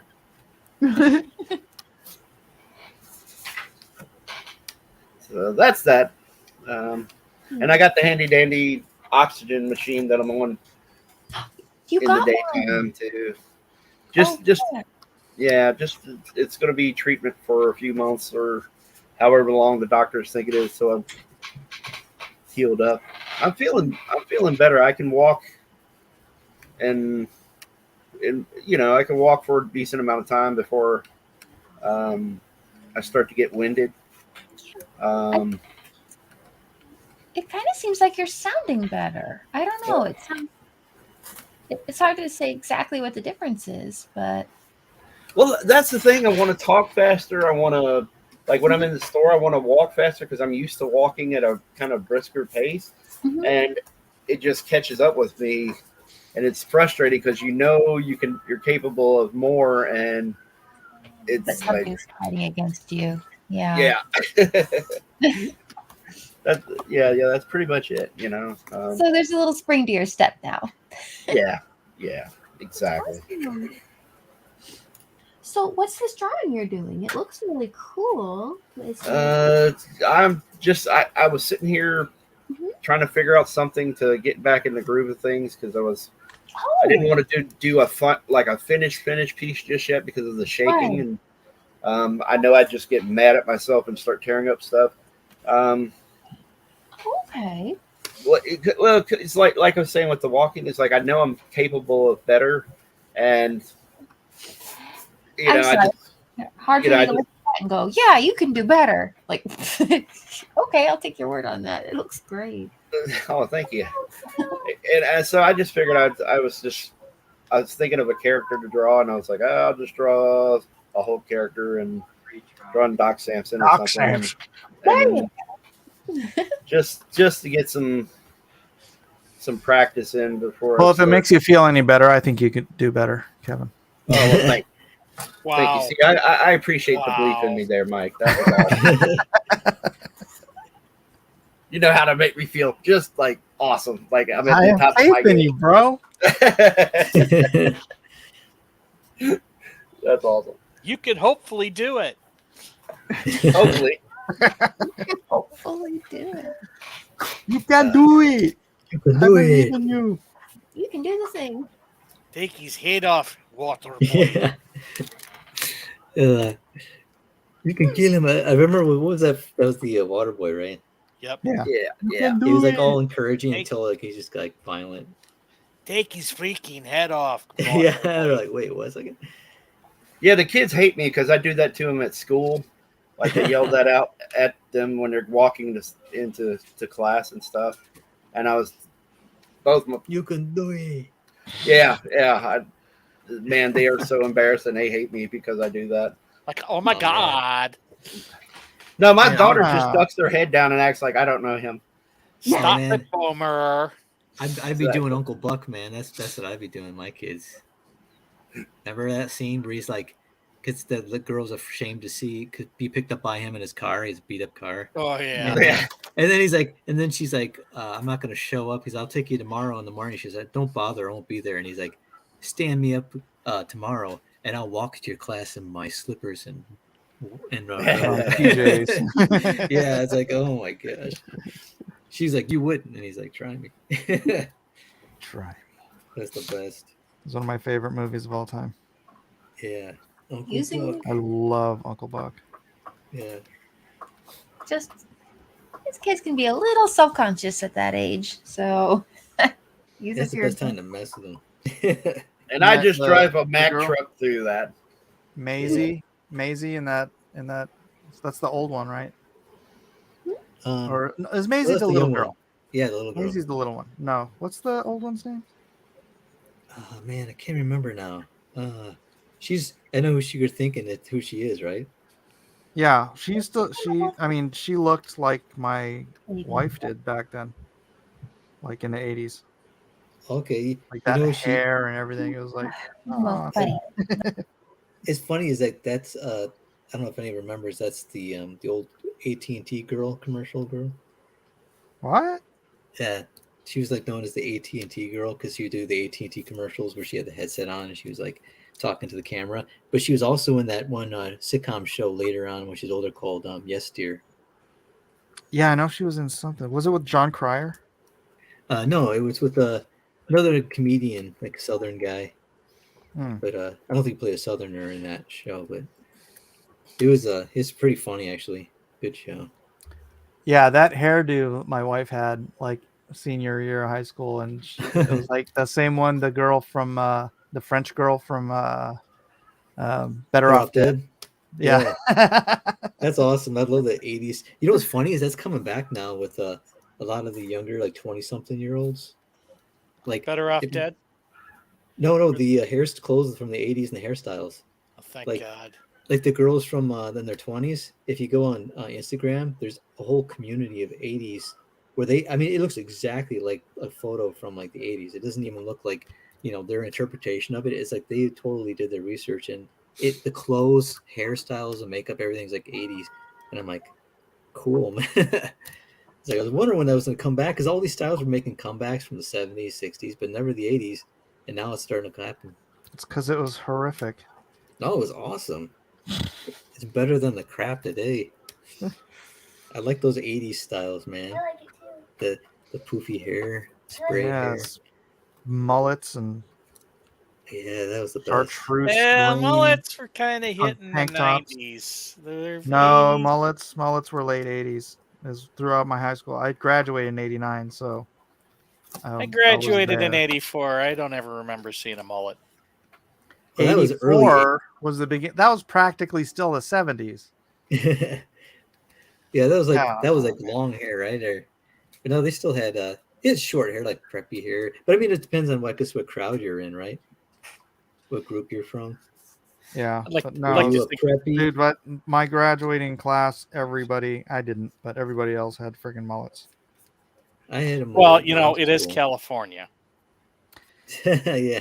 True. So therefore, we led in the fashion, and then you followed Yes. wherever you were. Did you know that European styles had the mullets in their was it mid 2000s? Like they brought that back because Oh, I see brother. people from Europe come into California, these young people, and they had mullets, like big time mullets, and it was like, you know, like the shaved sides, the long in the back, like the '90s style mullets. Like the '80s style mullets are the ones like Kurt Russell and all the '80s The action kids guys. in the kids in my school, they didn't just have mullets; they crimped their mullets. Oh. Oh. That was like ultimate mullitude. Mullitude, immaculate mullets. I've achieved peak mullet, man. You gotta have you gotta rock the mullets, the neon tank top, and the Oakley sunglasses. That's peak 1989 fashion. There you go. I Does think anyone what was it? Does anyone ever dye mullets, or is that just mohawks? They would Mohawk. back then it was sun-in. They would bleach the mullet. Ah. You just spray sun in, and the sun would do the work for you. That's right.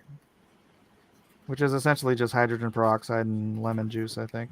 But then you could actually buy it because my brother's in high school. He put that sun in his hair. Don't walk on the Oh keyboard. no, yeah, you could buy it, but I'm just saying I think it was just the same thing. Yeah, I mean, there's hardcore people who like they do their own hair dyes, and they would use hydrogen peroxide and all. And I'm like, that's crazy. Strip the hair color out of their hair. You know, when I was in high school, that was the punk, the glam heavy metal, was punk, glam heavy metal, and what else? Oh, Valley Girl. Oh, that was that Valley Girl era. Oh yeah. So, I ran into out here in like, oh California. my god. Yeah, in California, I actually ran into once in a while. I ran into Valley Girls out here. It's so good because it's like I'm like, this is like the movies, man. Like, excuse me, and they're like, I'm like, hey. And then it's just funny, man. It's like because you grew up watching movies like that, and you're like, it's real. Like, gag me with the spawn.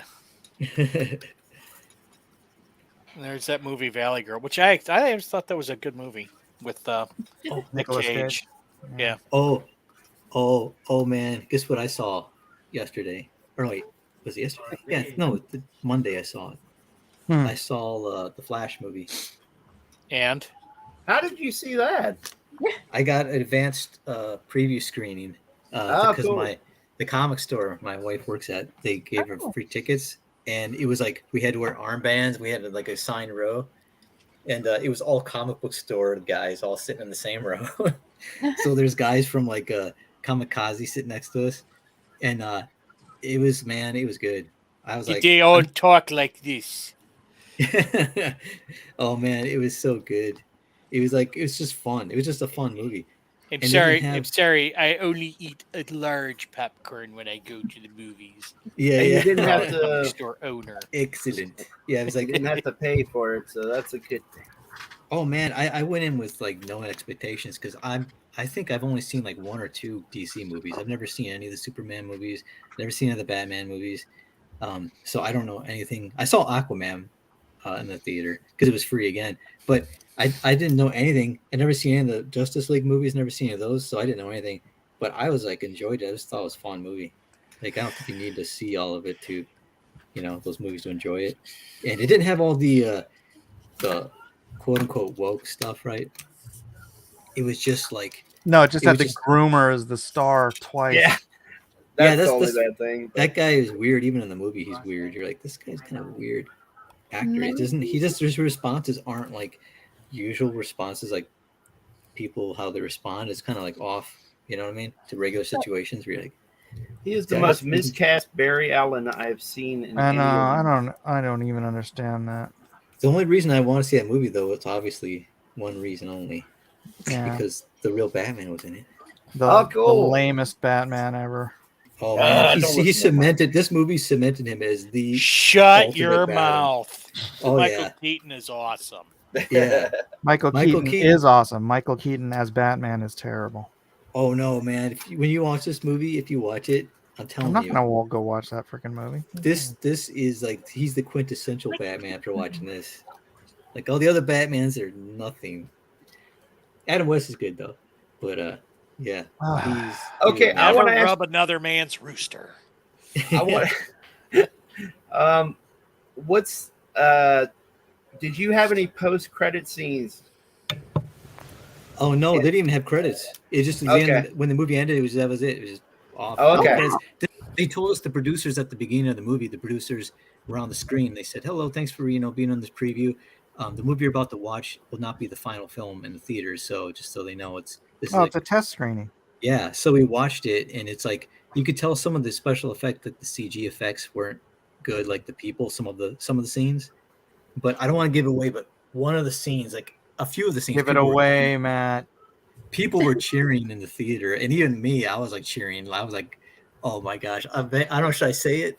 Should I say it, Mike? Do it. Anybody? Wait! Everyone, we've got 30 seconds. Yeah. Here, and then there will be spoilers. So if you don't want to hear them, feel free to log out or whatever. Just put mute. Just put mute. Mute. Just for maybe I can give you a high sign when the spoilers are over. Okay. Yeah. Just so I don't know. Are you cool with hearing a little bit of a spoiler? It's just an appearance in the movie. I was going to ask you about an appearance in there. Anyway, I'd heard a rumor too, so I want to see if you confirm it or not. Okay, now spoilers about to happen, people. So put mute if you don't want to hear it. So what is it, Kevin? Which one do you think it is?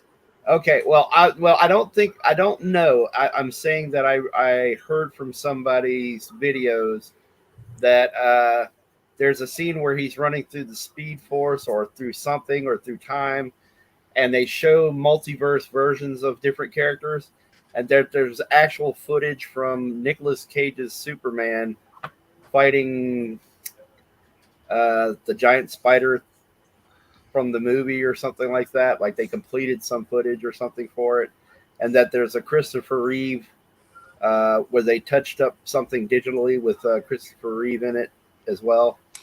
Oh man, I gotta tell you, right? I'm telling you, man. Nicolas Cage. Remember, Mike had told you that would be an awesome Superman. I was screaming in the theater because fighting a giant spider in the movie was a mullet. So that's real. Cage Superman. Everyone lost it. They're like, like I was like, I knew it was him right off the bat because the outfit. He's got shiny Superman outfit, right? It's like kind of like glossy. And when he was fighting this giant, it was probably the coolest looking scene in the whole movie. I was like, yes. And then I was so you're confirming that actually is in the movie, so it wasn't BS. It sounded like BS when I had heard it, but go ahead. Oh yeah, man. Oh my gosh. Cool. They went all out. Like some of the CG was wonky, like I said, because I could tell they're not finished with it. But that one, they made it perfect. It was just like it looked like live footage of Cage. Like I was like, it was insane. The lasers coming out of his eyes, shooting into the spider, and he was like screaming. Argh! I was like, yes. I knew it was from the back. They showed a mullet, and I'm like, I know. And it was young down Nick Cage, right? Oh yeah. Yep. Yeah. It was insane. It looked like, how in the world did it look that good? But yeah, the other ones, yeah, I say yes on that one too. Okay, cool. And everybody was clapping on that one too, like crazy. So the Flash movie is a great Batman and Superman movie?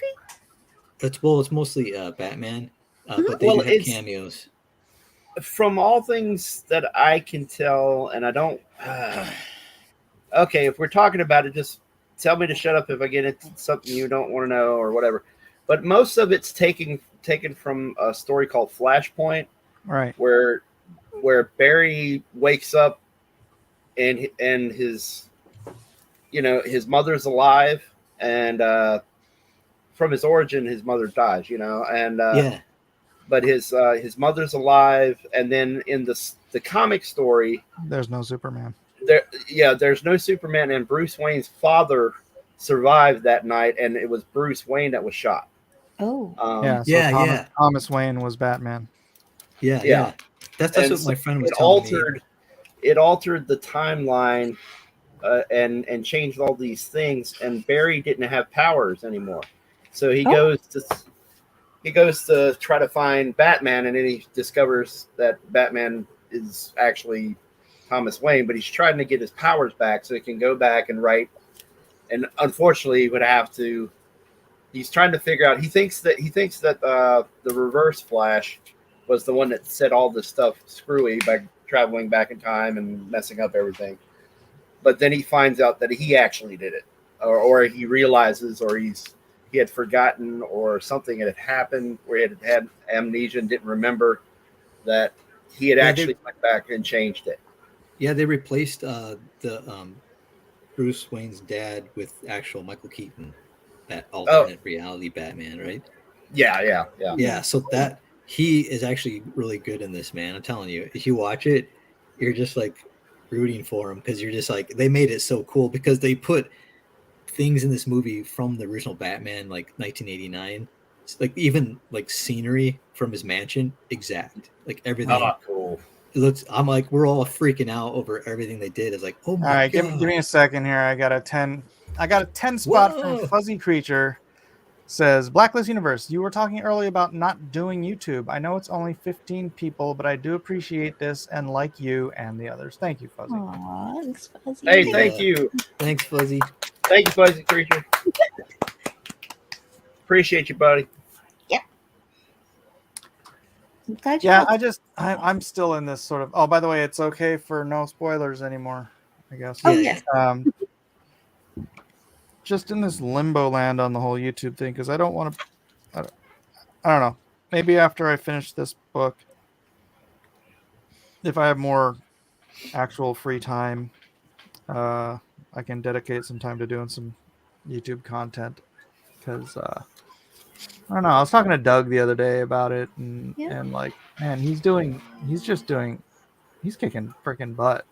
He's making so much money doing YouTube, and it's like the easiest money because you're just talking about stuff you are already interested in. Except they keep cutting you off. But he's got another channel running again? Yeah. He's making a fantastic living. Just going through the news, shooting a few videos a day, and that's what it is. And it's like when I did that, I got I blew up pretty quick. It's just, do I want to do it again? Because it's hard to do it and everything else at the same time. Right. And I wouldn't do it on this channel. Yeah, no, because it would probably get shut down. So maybe when you don't have a confidence. No, I wouldn't do it on this channel because the last time they struck my channel, they deleted all 2 years of ministry. Yeah. Right. All my cross examinations disappeared because some jerk kept tagging my channel for election stuff. Maji-chan says, "Awesome work for $10." Thank you very much, Maji. Hey, Maji-chan, thank you. Thank you so much. Thank you and kindly thank you. Yep. Maji is from Royce's Gilded. Yes. From Royce's Gilded. Oh. The Crazy Gilded. Oh, I didn't even post this in my own Discord. Night, zombie kebab. Night, zombie. Hi, zombie. Good night. Keep in mind, Doug has an aggressive attitude that plays better in the political sphere. Fuzzy, I went in the span of, I think, 2 weeks. I went from 300 subscribers to 14,000. Yeah, doing the same algorithm ploy that Doug was doing. So if I had just caught a few good algorithm waves, I would have been doing in the span of a couple of months, I would have been killing it. Yeah. I can make videos. I know how to do it, and I can be energetic. I'm not always this lethargic.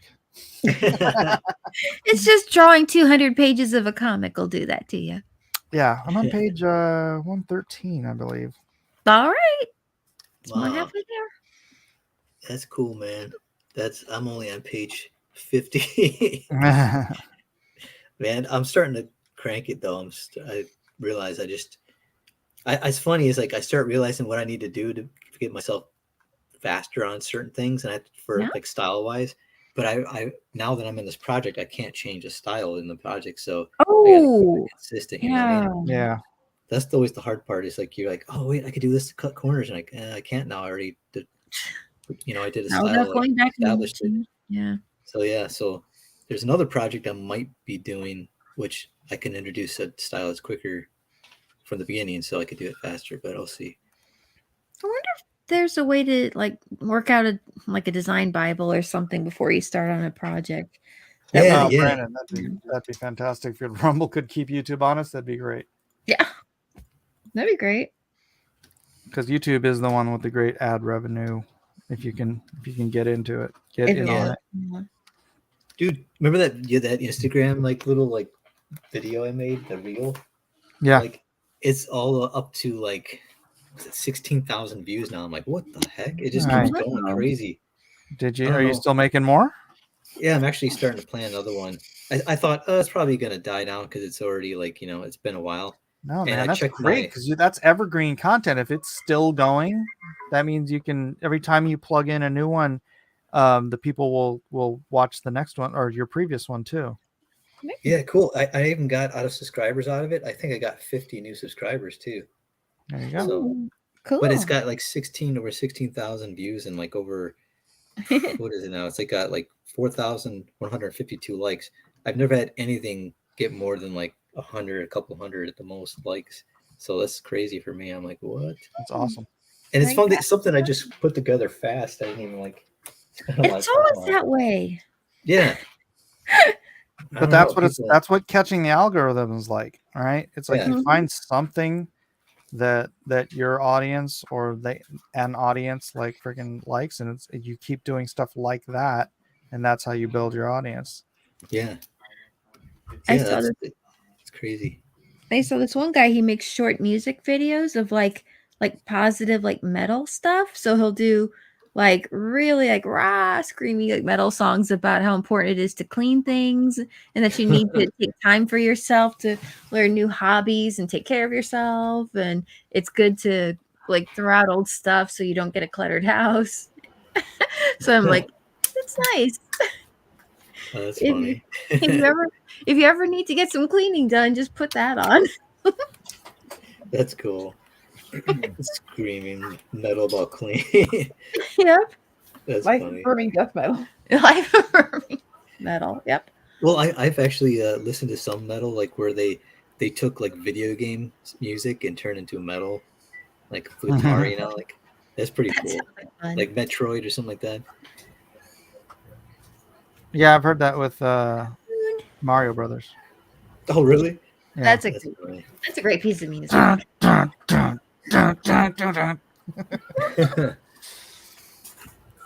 Speaking of music, I wrote a song last week.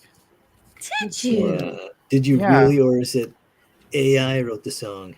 No, I wrote a song, and I sang my first rendition of it was me singing it just to remember the melody and stuff. Oh yeah. And I sent it to Elliot, who loved it, and I was really hoping he'd be here tonight so he could sing it because my singing is terrible. Your singing's just fine. No, because when Elliot started singing it, I was like, oh, well, Elliot, yeah, that's what Elliot's got kind of a crazy good voice. Yeah. Oh, okay. Even his it just sounds really good. Scram.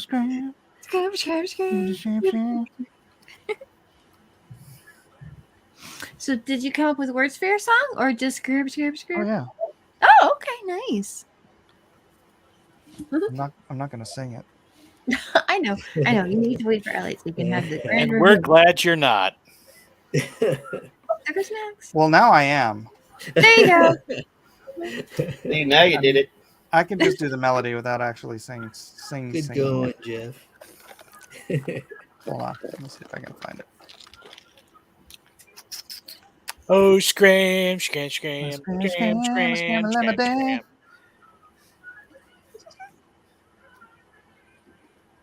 I don't know if I want to do this. Well, we're All right. not going to twist your All arm. right. This is not me singing. This is me just trying to get that tune out.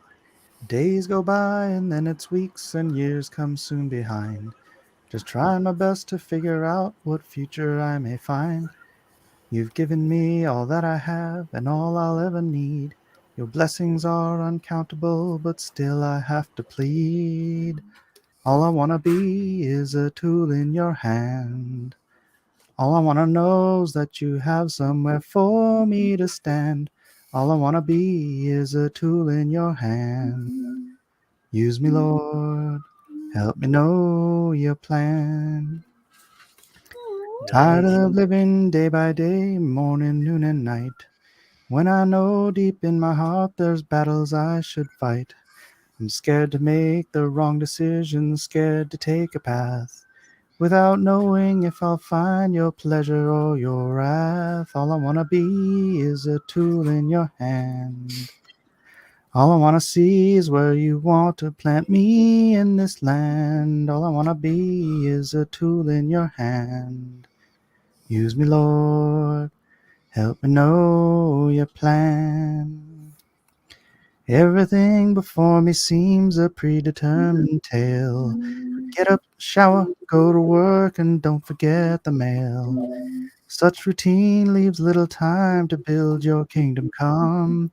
Yet I know there's so much more my life needs to be done. Let me be the plow, Lord, that's sowing your field.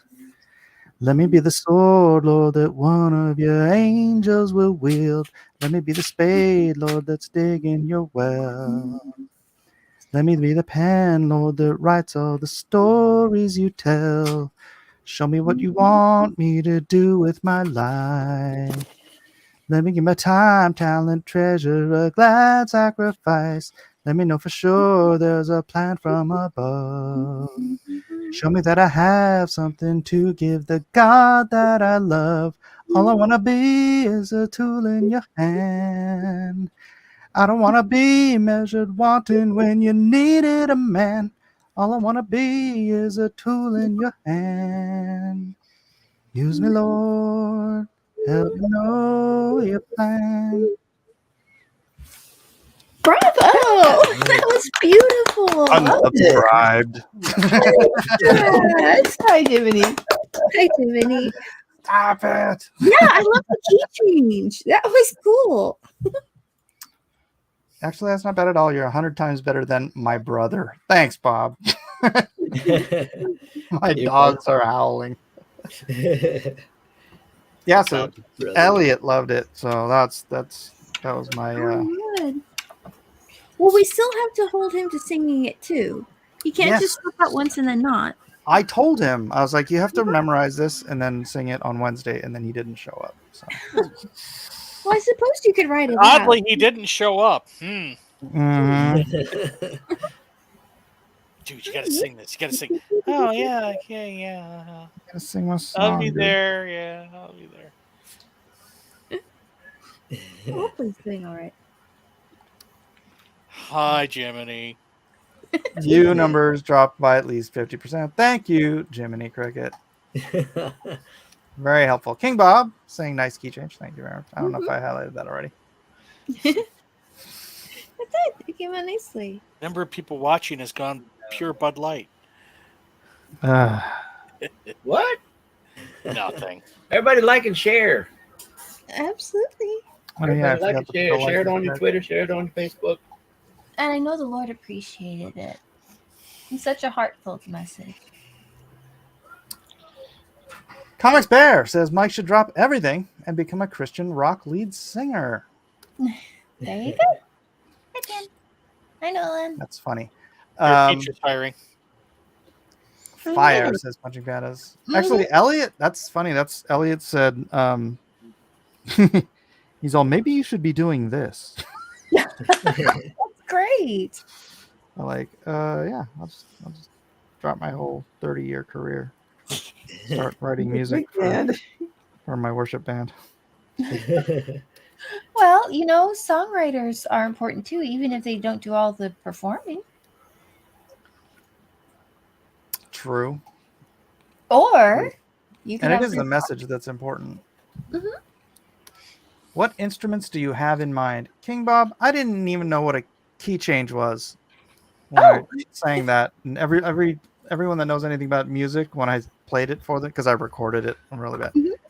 As soon as it hits that thing, they're like, oh, key change. I'm like, what? Yeah, I never heard that either. Yeah, key change. Yeah, I planned it like that. Yeah. I changed lots of keys, you know, one hand to the next. Yeah, I got keys in this pocket. I got change in the other. Key change. Key change. There you go. You need Sounds both. like it would go well with that's the acoustic guitar, piano. Yeah.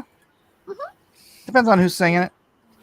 I think I don't know. I sent it to my the leader of our worship band, and he has not responded. Although I showed it to one of the other, like the youth worship leader, and he really liked it. So Well, he has good taste. I kind of wish I had music theory. My brain is too calcified at this point, says Fuzzy. Goodness. There you go. Yeah, music theory's kind of. Oh boy. My brain's done got calcified. Well, it's because you don't have enough vitamin K2 in your system. I need to eat me a few more ribeyes, uncalcify my brain. With soy sauce. With soy sauce, probably. With soy sauce. Marinate them suckers in soy sauce and go to town. There you go. You can wrap it in bacon, but not Kevin's. He can wrap it in. Wrap it in bacon, I'll wrap it in the whole pig. Make a pork and beef sandwich. Cover it in cheese. Kevin, do you like pork chops by chance? Yes. Yay. Indeed. You just don't like anything smoked. So you don't like brisket. No, he doesn't like smoked. Yeah, no brisket. I just see that and I go, oh man, it's all burnt on the outside. You don't like kielbasa. You don't like He prefers the flavor Polish that propane. sausage.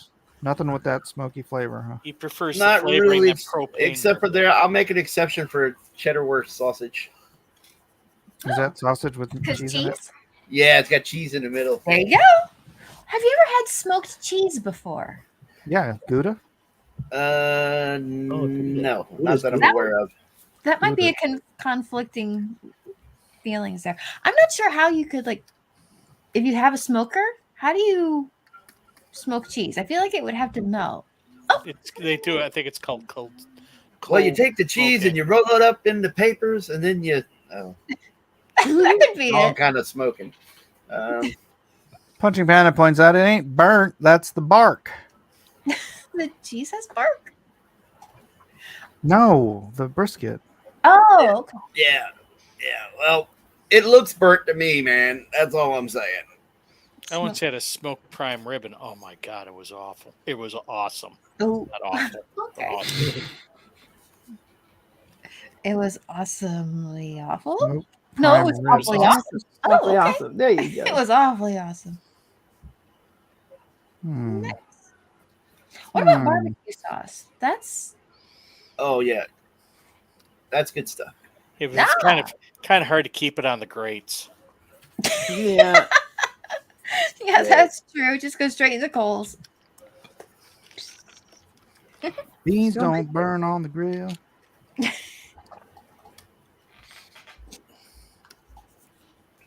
I like sushi. Well, I'm getting into things that don't even count. Nolan, who apparently refuses to come in and review Kevin, says, Kevin, you're missing the train to Flavortown.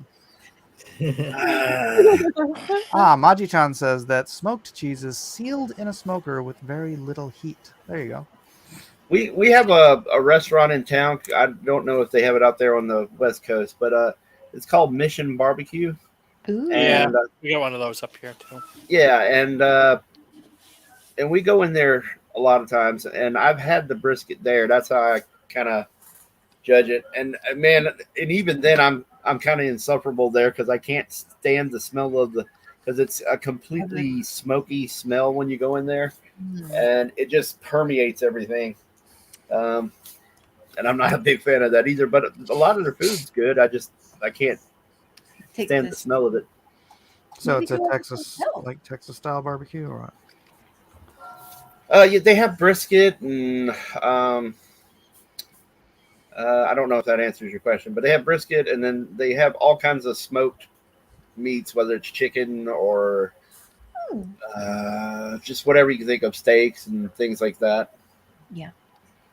Well, maybe you could order a plate to go sometimes if you like the food but don't like the air. Oh yeah. I've eaten there before, and I, my family goes there and eats. It's just to give you an idea. It's like it's definitely the burnt or the smoky smells. Did you have some sort? Did your parents die in a fire or something? What is the deal here? I just don't like the smell of it, man. Like I can eat certain things on the grill and stuff like that. I just don't like if it gets too burnt. I don't know. I don't understand why people like the kind of burning smell, burning burning thing stuff. Yeah, exactly. Nolan is here to talk smack to your face. Oh, okay. Get him, Nolan. But he's muted, so It sounds like you have a fear of smoke, or I don't have a fear. Yeah, you're a saying. smoker. I've actually partaken. I just don't like the taste of it. You know Or what? the It must smell. be like something that you like blacked out of your memory. Like you were a kid and the house was on fire and you almost burned to death, but then like you were rescued and like it severely scarred you, so now you can't eat brisket. Now, my mom smoked, and she used to drag us to the bingo halls with all the old ladies that filled the whole room full of smoke. And we See? were stuck there Just running like around. what I was saying. That's what it is. This is a psychological issue. If you don't like bacon, you have psychological problems. See, I knew it comes out. He was like, "Yeah, it's all good, Kev, no problem." Blah blah blah blah blah. And then as soon as it comes out, "Yeah, you filthy bacon hater." I knew Mike was going to go there. I guess what Kevin has is Medriocophobia. God put bacon on this earth to convert Muslims to Christianity. Medriocophobia. The fear that of cooking. Fear of cooking. Fear of cooking? I like to cook. You looked that up, huh? Or do you Yeah, I actually looked it up. I was looking for fear of smoked food, but that was as close as I got. Huh. I No, feel it's just the literal smell of the smoke. We're just most of the time if you're doing it right, you shouldn't get a lot of smoke when you're cooking. So I think that's okay for most of it. To me, it smells like a campfire. Yeah, I feel like there are different kinds of like smoke that they actually like. Some of them can be kind of like pungent, but sometimes certain things like fireplaces or campfires can be kind of pleasant. Mm-hmm. I guess it depends on the situation. Not for Kevin because he's a psycho. No, it went from like psychological problems to yours. Like, yeah, exactly. Look at it. Because he's a Medriocophobia. Phobic. He's a smoker-phobe. Yeah, Medriocophobia. I don't even know how to pronounce this thing. Mighty John says good brisket is hard to find. It takes too long to cook. Yeah, there's a great barbecue place here in town. If you're in San Diego, it's in East County called oh my gosh, Coops. Coops. With a K or a C? No, with a C. Okay. And it's Coops Texas Barbecue, and he used to be my neighbor. Oh wow! So now he's out in Lemon Grove, and man, he makes the best brisket. It's just killer. That's awesome. It is amazing how it seems like normal people are usually the ones who do the best at making things like barbecue or something like that. It's the kinds of unassuming places where you get the best. Like there's a fancy barbecue restaurant in our neighborhood, Five Rivers, Four Rivers, and people waiting hours to get to that food. And I had a friend who went there. He said it's fine. And then there's like we would go driving down the road, and we go under this overpass, and there's some construction workers, and this little pickup truck parked there and has a little smoker off the back of it. And he just shows up randomly on days, and there's like construction workers and everybody just pulled That's around. what my neighbor used to do. He used to have all these smokers, and he'd go around the town to the different businesses and stuff and sell stuff. And then he'd like if he had like too much food, he'd just come over and bring me food. It was great. But then he got so busy that he just ended up opening up a restaurant. So I was like, that makes sense. Good for him. Yeah, and he ends up doing really good. Cool. Does he ever bring stuff by, or do you go to his restaurant now because he has one? King Bob says, great. When I move into one of those homeless apartments, I'll be sure to check that out. Thanks, Mike. Yeah, I mean, can they actually, how do you verify if somebody's homeless or not? Can you just say, hey, I'm going to save myself a lot of money on rent? Yeah, but nobody wants to do that unless you really are. If nobody's there. That's a great, yeah, really. I think you can usually tell by looking at something. That? I don't know. I've never tried. Yeah, I can usually tell when someone's homeless just by looking at them on the street. But sometimes it's kind of hard to tell. The big clue, they're on the street. Yeah. Well, it's funny because some homeless people are really, they try to keep themselves nice. Like, I mean, they clean themselves and everything, you know? And, yeah, those are the transient homeless. Those people generally won't be homeless for long periods of time. Yeah. And sometimes but you can tell the ones they're usually out in California, at least their skin is really red and raw. Like there's outdoors all the time. So plus you can tell sometimes the dress, but it's a combination of things. But the biggest clue is when they're pushing a shopping cart. Yeah. There's a little like homeless encampment by my church. It's like it's like this, I don't know what do you call it? It's like the river where the river should be, but it's like there's never any water in it, so it's like a bridge, but it's a it's a giant drainage area, I guess you call it. And they keep it up really nice. Like they put plants and the planters and like the American flags out there and all of this stuff. But like they have this little community down in the hole, like out of sight, but they're there because they're always like, some of them are always up top and whatnot. It's very interesting. Yeah, I seen one. My brother and I were driving, and we saw, and it was off the 54, and it was like huge, just a huge gated in encampment of like migrants, just like living in tents, like probably like 1,000 people, giant tents provided by Biden, but yeah, by the government. And it was just like, it was insane. And then like the next week we went by again, they're all gone. And then for a while they're gone. All of a sudden it came back again. We're like, this is crazy. Strange thing. Yeah. Now I'm really curious what happened to the homeless person my son brought home. Oh. You haven't heard yet? No. That is curious. Mm-hmm. Have you heard from him? I've been in here. Oh, so this was just very recently. This was like literally during the show. What the heck? I need your help. I'm like, is it the one who just had the birthday? No, he's only 15. He doesn't have a car. So who's the one that brought him home? Elijah. And he's the oldest, right? Mm-hmm. What is he doing? I know you're not familiar with this word, Matt, but he's being compassionate. Homeless people in California? There's crazy people out there, man. I don't trust, man. I'm like, I don't trust. Sorry, man. no can do. No, it's like I understand being compassionate. I mean, it works for a lot of people, but no, it's gonna. I used to be compassionate till I learned better. Yeah, And the no, but firing impact. it's out here. You have to like be cautious, definitely. Yeah. What's up, Kahuna? People take advantage of your compassion.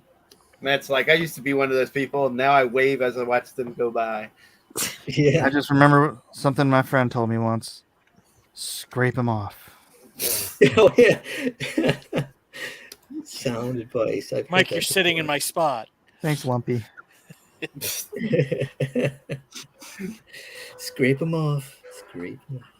Yeah, Scrooge, right? Yeah. With Bill Murray. Yep.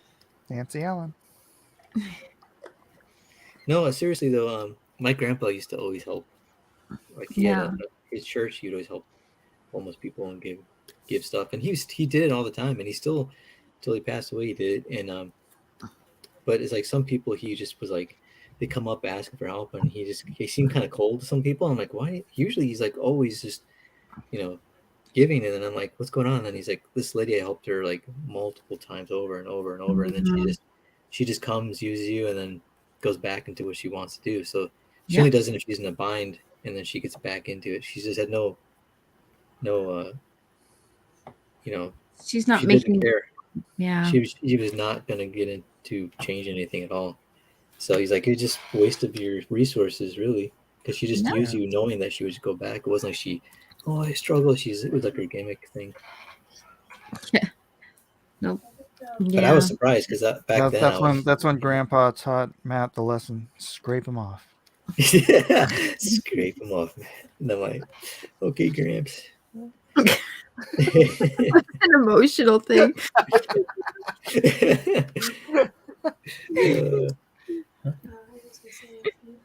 Jamie's wife can try to help a homeless person. I think they dumped coffee on her or something. Oh yeah. Incidents like that's happened. So.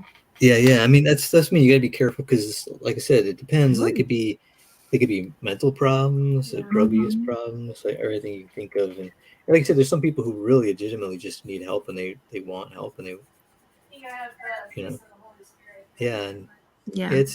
not like a one. It's not all like it's the same cases every time. I mean, no. Like one guy, there's one minister. He said that he helped this homeless. He just became a new Christian, so he saw this homeless guy, and he helped him out, and he let him stay at his house. And then the next day, he like stole his car. He's like, drove away from the car. It's like, dang. Well, charity begins at home. Yeah.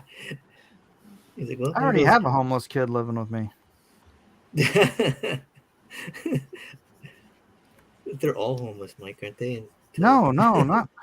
I like legitimately have a kid living with me who his only other option is to be homeless because he's been kicked out of his grandparents' house, his aunt's house. Oh my god! His girlfriend's father kicked him out, and he's just like, I have nowhere else to go. I'm like, fine, CJ. I'm like, how do you know him? Officer and a gentleman. He's been. I have nowhere else to go. He's been a friend of the kids for a long time. They kicked him out? Who? His CJ, whoever his name is. They who? Oh, the family? Oh, yeah. Pretty hardcore, huh? Yeah. Tough love. Or lack of love. Yeah, I've had I know people like that. So I'm all full up on homeless. Yeah. Yeah, it's like I said, I know it's like well, it's definitely a kind thing to do. It's not always the same story, with everybody. So, like I had a friend who was just like, it's funny. He was like, he's like totally like, he acts like I'm like heartless, but he was like back then he was like, we should just liquidate all the homeless people. I'm like, whoa, what do you, I'm like, that's crazy. And I'm like, even wait, does he mean sell them? He just exterminate them all, like. And I'm like, and then later he's telling me like I'm the one who's like cold and everything. I'm like, dude, I don't Dude. think that's crazy. But I said, dude, don't say that. It's not nice. That's crazy. I would never even think that because, like I said, everybody, they're like they could just be doing great, have a business, everything. There's all these things happen to them at once, and all of a sudden, boom, they're just got nothing. To no fault of their own, really. Yeah, Isn't that just Canada? Huh? Isn't that just Canada? It's just Canada. Genetically assisted death or something. Oh yeah, they're trying to normalize that here too. Jeez, yeah. Dr. Vorkian, man, he was ahead of his time. I've actually seen him. Dr. Vorkian? Yeah, in fact, Dr. Kevorkian, he was riding his bike down, what was it, 12 Mile in Berkeley, Michigan, near Berkeley, Michigan. Of course, right near a graveyard. I mean, it's kind of Of course, it was Berkeley. Yeah. Berkeley, Yeah, Michigan, not Berkeley, California. Yeah, but just that name Berkeley isn't just tainted now. But Yeah. you definitely don't want Berkeleys to see are Dr. bad. Kevorkian. You don't want to see Berkeley- Dr. Kevorkian and you wake up and you see him standing over you. Berkeley, Michigan used to be, used to be kind of lower middle class, and now it's all freaking hipsters. Oh yeah, Hipsters and their freaking grapefruit IPAs. Grapefruit. Grapefruit. It's the IPA part that's disgusting. Grapefruit and hip infused IPA. Aren't hipsters the worst? Aren't IPAs the worst? Yeah, I can't drink them. They seriously upset my stomach. Legitimately makes me want to throw up when I drink an IPA. My brother-in-law What's loves them. IPA? Indian Pale Ale. It's it's an exceptionally hopped. He's never very had beer. bitter. He doesn't know what hoppy is. Oh my I god! don't know what that is.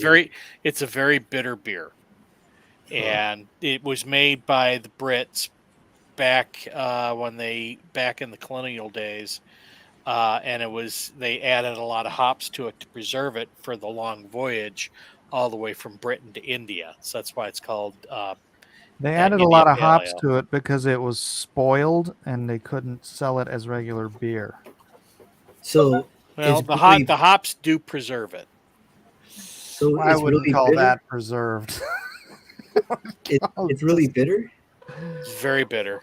That's probably why hipsters like it. It's because they're bitter. Very bitter people. I was kidding. It was. I figure it was like Steam Anchor or something like that brewery that brought it back. And of course in Seattle, and it since created an IPA craze, and now they put everything in because hops have kind of a citrus flavor that plays well with other citrus additives like grapefruit and oranges and lemons and all that. Vomit. So yeah, it's so. That's funny. Yep, if you're against having carbohydrates, it's a great beer to drink because you'll never want to drink it. Oh, there you go. It just gets you right off the habit. Yeah, it gets you right out of the habit. Yeah. But that stuff, seriously, it gives me a nasty headache, and Ooh. it gives me really bad heartburn, so I can't drink it. Yeah, no. Because Don't it's do that. spoiled. It's in your stomach and it's spoiled and it's No, it's not spoiled. It is not spoiled. nasty, freaking It's spoiled beer. freaking. That's what it is. It's spoiled beer. It's the alpha. I think it's either alpha or beta acids or something like that. See, that's another reason why the hipsters like it. Spoiled. Because they're betas. Spoiled and bitter. Spoiled bitter betas. That's their beer. But hipsters, it's funny. It's like there's a lot of hipsters out here in California. Surprisingly, huh? Yeah. Surprise! Surprise! Surprise! A lot of hipsters. You got to be a certain age to know that reference. You mean Gomer Pyle? Yeah. Just look for the guy with the well-coiffed beard, well-coiffed and oiled beard and skinny jeans, and you'll know. Yeah, think about it, Kevin. You think any millennial would have recognized that as Gomer Pyle? Surprise! No, they don't even know. I mean, it's like funny how You make a You make a He strong disappeared. point, Mike. I was watching Moonlighting with with Bruce Willis and Sybil Shepherd, right? Yes. And guess who they had introduced the show on the first season? They had Orson Welles. Oh wow! Oh my And gosh, I was I like, forgot about that. yeah, and I'm like, and he was like, today you're going to see something very different. And he was like, it's an experiment, and I was like, ooh, Orson Welles, and I'm like, it's funny. I was saying to Becky, I go, you know how many people, young people, not only do they not know what moonlighting is, but they would probably don't even know who Orson Welles is. All right. You know, it's so crazy the world we're living in now. I'm like, because as a kid, I knew stuff. I knew actors and movies and stories from like when my mom and dad were kids because they introduced me to all this stuff. You know. Sure. So it's like, but now the parents are failing the kids because they don't know anything about what came before, you know? And they're like, I'm not going to force them to watch anything. And I'm like, that's where you failed. Well, here's the thing. Tom Cruise is still around making movies. So the actors that were around when we were kids making movies are still the ones making movies. Yeah. That's the thing. They should Right? know, but Tom they're Cruise not all was of them. like that whole. You got that whole pack. You got, was it Tom Cruise? Who was in The Outsiders? Yeah, but Tom Thomas Cruise. Howell. C. Thomas Howell. Well, But nobody knows who he is. He kind of faded. Ralph Yeah, that's what I'm Macchio. saying. Only if they do something current, right? I'm gonna go look it up. Ralph Macchio, Emilio Estevez, Rob Lowe, Charlie Sheen. Was Charlie Sheen in it? Yeah, I think so. I think everybody was in that. Matt Dillon. Matt Dillon. Yeah. Patrick Swayze. Patrick Swayze. Was Eric Roberts? Rob Lowe. Rob Lowe got in a fight with Tom Cruise on the set during the filming of the fight scene because he said Tom Cruise is very. Huh? Wait, he got into an actual fight during a fight? Yeah, because he said Tom Cruise is very competitive. He's only like 19 or something in the movie, or 20, and they were like rough fighting in the scene, and then all of a sudden he said I accidentally hit Tom or something, and Tom went out on me, and I was like fighting him back, and we're like, it's like crazy because we're young and we're like new, right? And we're just like fighting. Like, Then he jumped on the sofa and said, "I'm in love." Yeah, but what a crazy! Who casted that? Who's the casting director for that freaking movie? Because he like nailed the entire cast in like being just superstars. Yeah, isn't that crazy? Right. All in one movie. It's like it's pretty crazy. Pretty much everybody from that was kind of like Brat Pack type of. Yeah. Right. They became the Brat Pack. Yeah. Yeah. Well, them and then like the Breakfast Club guys. Yeah. Ooh, breakfast. Yeah. Breakfast Club, man. Let's do it for Johnny, man. Does Barry Manilow know you raid his wardrobe? It's funny. He was the oldest one in that movie, I guess. Which movie? Judd Nelson? Breakfast Club? Yeah, Judd Nelson. Yeah, Judd Nelson, yeah. Yeah, Judd Nelson, Molly Ringwald, she just kind of vanished not too long after. No way. After that movie, she was in 16 Candles. She was in. No, but after that, after like the 80s, she just kind of vanished. Whereas Judd Nelson was around for a while. Yeah, but then you had Demi Moore was part of the Brat Pack too. Yeah. Oh, yeah. Ally Sheedy. Mm-hmm. She died. She just sort of went away after what was it, one Short Circuit. God, I hated that movie. Really? Oh yeah. That's a love. Anthony Michael Hall, he sort of vanished, then he had a resurgence. Emilio Estevez. He looked like he morphed into an entirely different person. Yeah. Anthony Michael Hall when he yeah because he became a giant. Yeah, I mean, it just his facial features, even, man. It just like you can look at it and go, I can kind of see it, but he definitely doesn't look like his younger self. It was just so trippy because I saw him at Dragon Con, like at the bar, and dude, yeah, he's like so big. It's like you never picture like the kid from Breakfast Club, and then like this giant dude. It's like, oh, what the heck? It's funny because I watched a podcast with him, Michael Anthony Hall, talking about working with like John Hughes, and he was like, he said John Hughes was so cool that he liked him. That he would hang out with John Hughes and his family, and he said he would take me to like the record store and we'd go looking for records and stuff. And because I'm just a teenager and he's in his 30s and we're just like hanging out, and but he was just like, yeah, he goes, man, I miss him. He was so fun to be around. And he said John Candy too was really cool. Yeah. And because he was on the set of, remember he was in the movie with him, National Lampoon's Vacation. Mm-hmm. Yeah. So he was like, he said he had him cracking up all the time. And he said he was just really sweet though to him, the kids and that. Yeah, he was the first kid to play the son on those movies. Yeah, no, it's so funny too. It's like the interaction between him and Chevy Chase is hilarious. The way he talks, you know, he's like, "Well, Russ," I love the way he talks to him about the facts of life, but he's just like the most messed up guy. Yeah. He's like, "Is that right, Dad?" And he's like, "Well, Russ, let me tell you something." And he just like starts talking about it's supposed to be deep, but it's not really. And then he chugs the whole beer. Yeah. I love that scene where he's like dancing and he's got the sandwich when he's dancing in front of was it Cheryl Christy Teague? Brink? Christy Brinkley. Oh, and he's like he's slapping his face with the sandwich, and then he's like, "These sandwiches are soggy," like he's in the background. Yeah, the dog peed on him, and he's like, oh, he's taking a big bite out of it. He spits it out. That's great.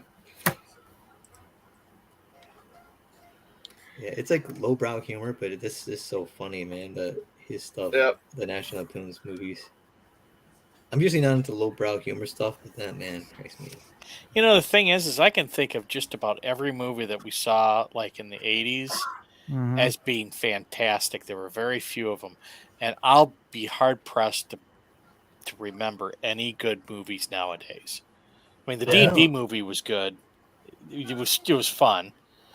And what was the other movie I went to go see recently?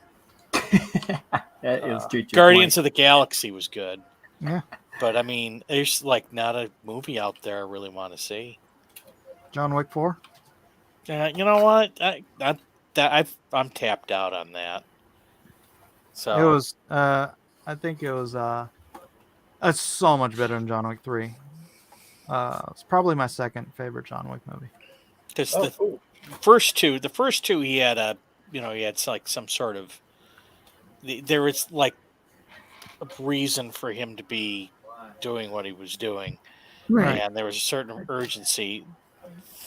3 was just like, okay, let's see how many fight scenes he can get in, you know, and how many people he can kill. I just, whatever. I mean, they added some nice elements, but it's the further they go up the high table, the less I kind of like it. So,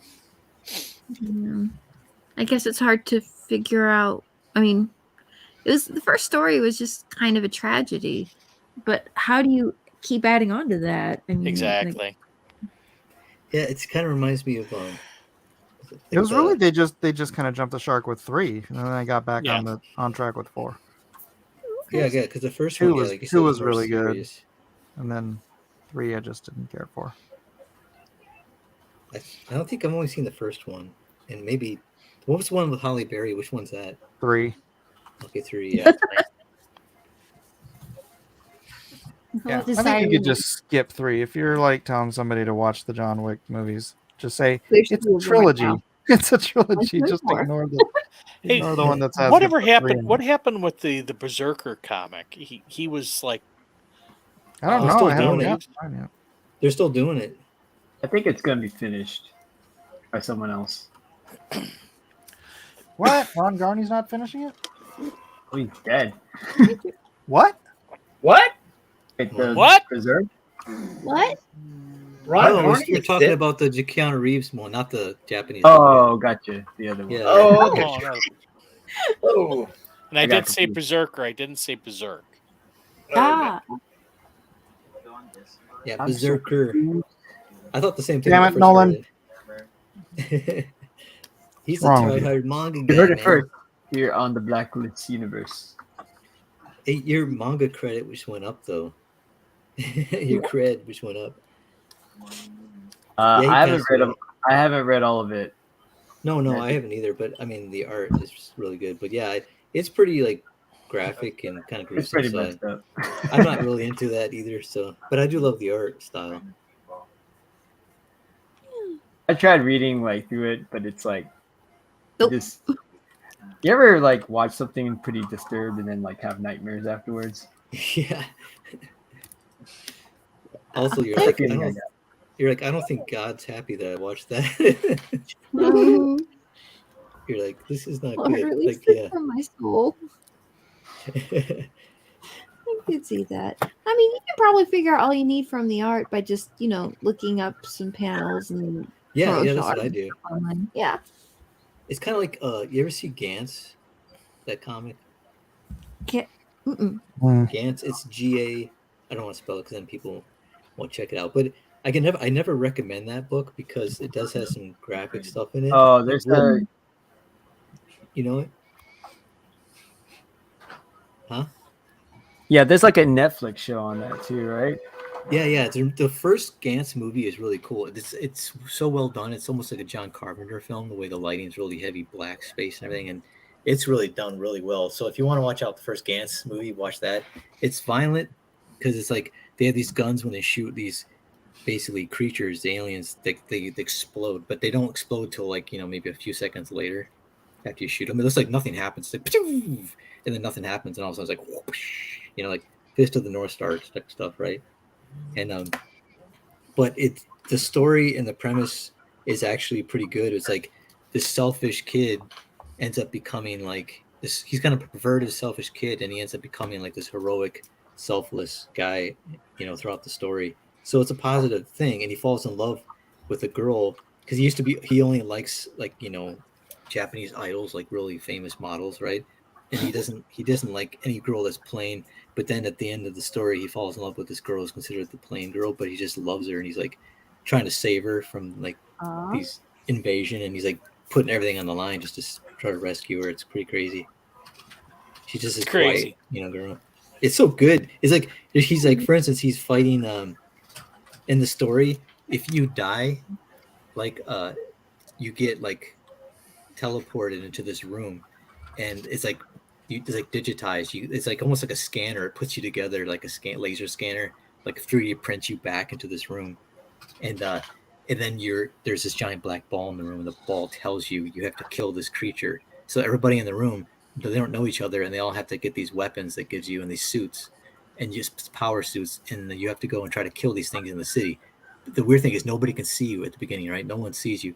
You're invisible, except you see this creature, and you have to find it. You know what it looks like, but they can be in disguise too. And you're like, it's all mysterious. Like, what are these things coming from? And it's it gets weirder and weirder and weirder.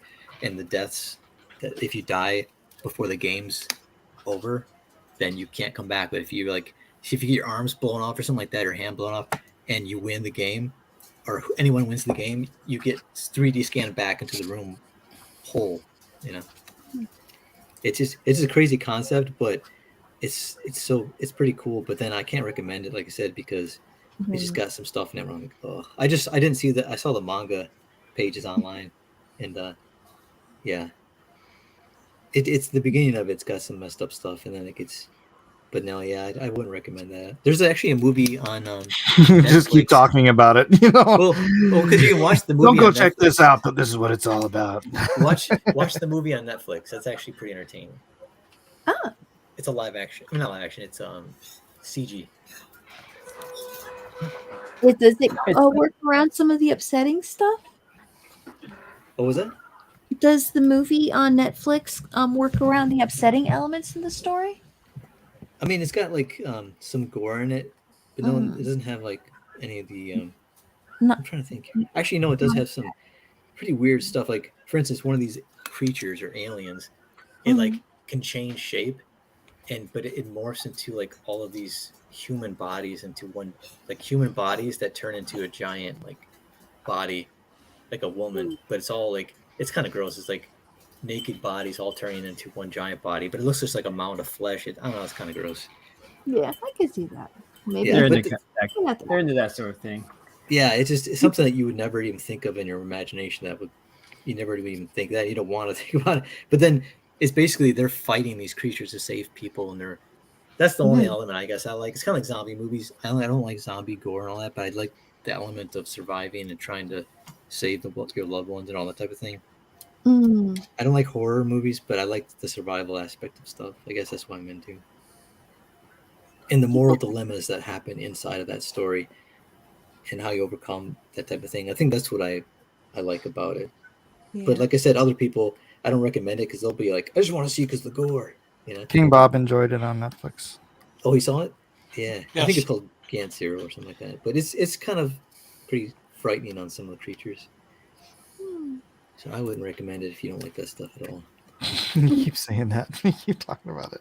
It's so there's so many elements that are good, but then overall it's not. You know what I'm talking about? Like when you see a cool you know movie. what? Let me tell you about this movie Caligula that you really should not see ever. But let me describe it in full detail. No, see, that's what I'm saying. It's like watching a movie that is like really good, but then there's one scene in it where you're like, Yeah, oh, kind of spoils it. I can't recommend this because then it's like, yeah, you're like, oh, it's got this gratuitous scene, but everything else minus that would be perfect. Oh, But they what ruin it. was the name of that streaming service that basically Pure VidAngel. Yeah. Oh yeah, You yeah. go over the- I wonder what happened to that. Are they still around? I had the idea for that too. I was thinking, what if they had an app where you could just watch any movie and it would censor all the crap out of it? Yeah. And That'd then be you could just great. enjoy the movie. Because I grew up watching movies on TV that were censored. I didn't know that. And Yeah. I bought the DVD. Right. And I'm like, holy Sure. cow, what? Yeah, that's like the parent shock of when Yeah. you're like, oh, come on, kids, you got to watch this movie. This movie was so awesome when I was a kid. And then you put it on and you realize you'd only ever seen it on TV. And it's like, Yeah. You're like, no, what is this? That was not in, I've never. Like, I'm sorry. like Becky said, she used to watch Coming to America with Eddie Murphy on TV. So they thought, oh, this is great. They got the movie and they're like, oh my gosh. This Like- is horrible. Yeah. They had like a lot of nudity in it, I guess. And they did, as a kid, you'd never seen it on TV. It's like just to Right. cut all that stuff out. And the film works just fine without it. So Yeah.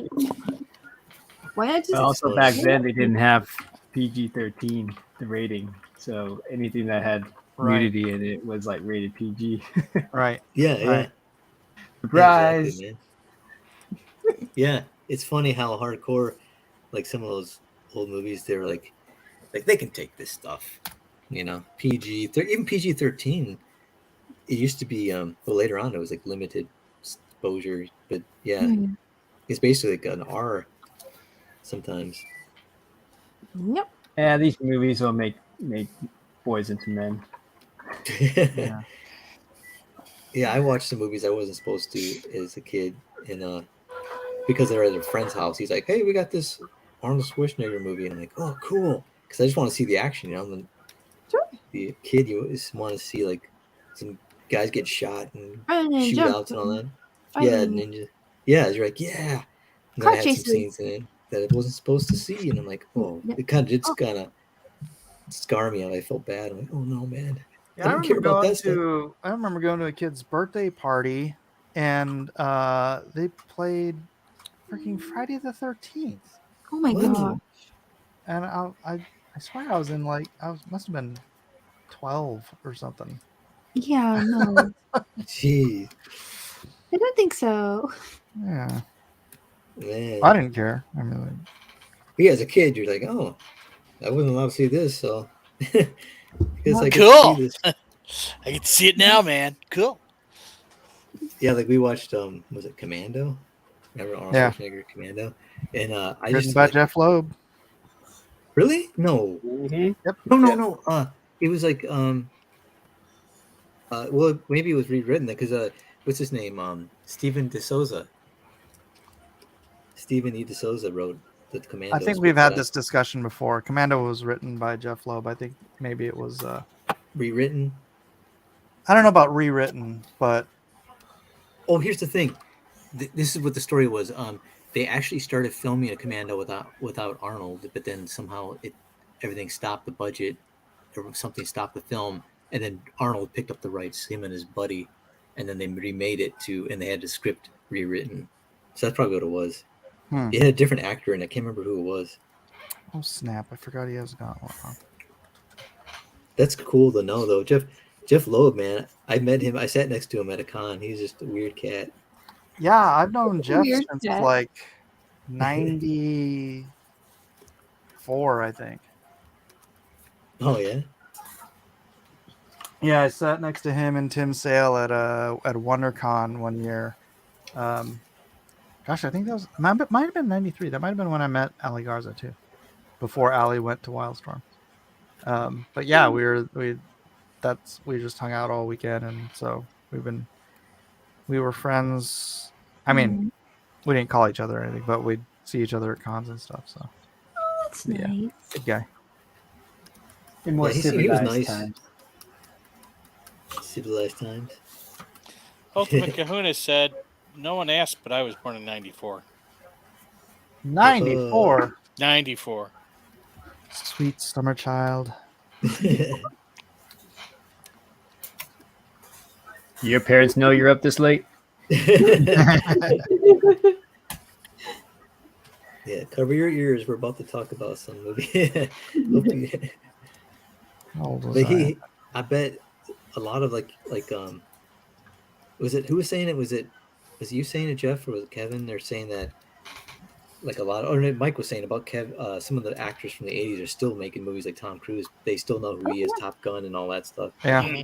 And it's because but think of all the movies that came out 30, 40 years ago in the 80s. They're still talking about them today. Like they're still iconic, Sure. And a lot of these stuff, like the new Star Wars with was it, what's her name, Daisy, the actress, but Daisy I can't remember, Ridley. Ray. Yeah, Daisy Ridley. No one talks. I never hear anybody talk about those. Star Yeah, Wars I can't forget those fast enough.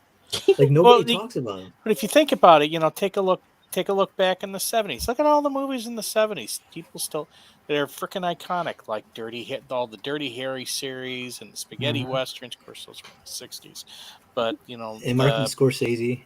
So far, all he's talked about is Clint Eastwood movies. Well, then there was The Godfather in the '70s and And 80s. Al Pacino. Yeah, the '80s ones wasn't that great. I kind of liked it. But Godfather 2 was a classic. What are you talking about? Oh, is that '80s? I thought that was '70s. I don't think it so. might be 80. But no, The Godfather 3 was so bad, but it's almost like funny. It's so bad it's good in some ways. The scene where he's having a heart attack, Al Pacino's character. Oh my gosh, you're right. Holy cow. Yeah, 1974 American epic crime film. For the first one? Second. Okay, just second one's 74. I'm gonna say it just that one time. I'm not gonna repeat myself.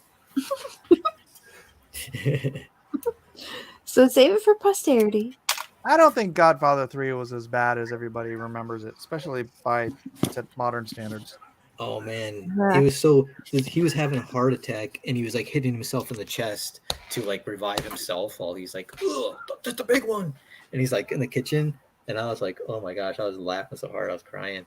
But it was the most amazing like casting story where you had the same character, the same actor being baptized at the end of Godfather 2 that plays the same character in Godfather 3. Mm-hmm. What? Sofia Coppola. Oh, she's the baby? She's the baby in Godfather 2 being baptized. Oh, and yeah. She plays the same role. She's recast in a role where she was an infant. That's so awesome. That's great. Yeah, but then she's got like she's like her love interest is Andy Garcia, right? Yeah. Yeah. The young Andy Garcia. He's Sonny's. Oh, it's Sonny's kid? Sonny's kid. Oh, wait, what? Really? That means they're cousins? He's illegitimate. Yeah, Oh. that's the reason why it was such a forbidden thing, is they were technically cousins. Oh, jeez. So I forget what the name was, but he's like half Italian, half Spanish, but he was a blood cousin, first cousin. Yeah, but you know what? Think about Abraham and Rachel. Is it Rachel? That was different. Abraham and Sarah. That's a Isaac lot and better. Rachel. Great grandfather. Ah, sisters, cousins. It's Different. biblical. No, It's no, no. okay. Kind That's of pretty says don't gross. do that.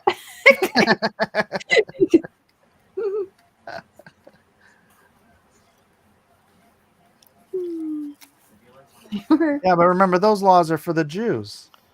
Oh my gosh. That's okay. Hey, just because it happened doesn't mean God condoned it. I was okay with that one. Yeah, The New I- Testament says for the Gentiles, all you have to do is abstain from eating meat sacrificed to idols, and abstain from fornication. Paul says it multiple times. Those are the rules for the Gentiles. So you want to get married to your cousin? Go right ahead. Yeah, right. You have some beautiful children there.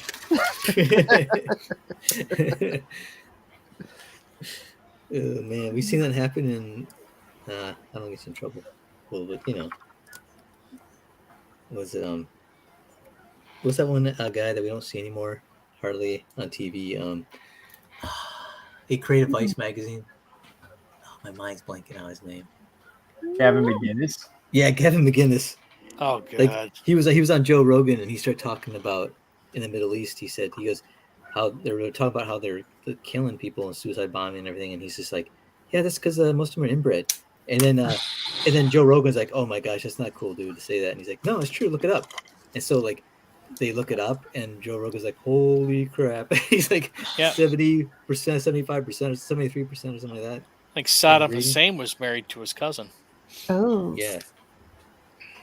It's like he's like, I'm telling you, man, I'm not trying to be racist or anything. I'm just saying that's just the way it is over there. And he's like, oh my god. Ultimate Coon.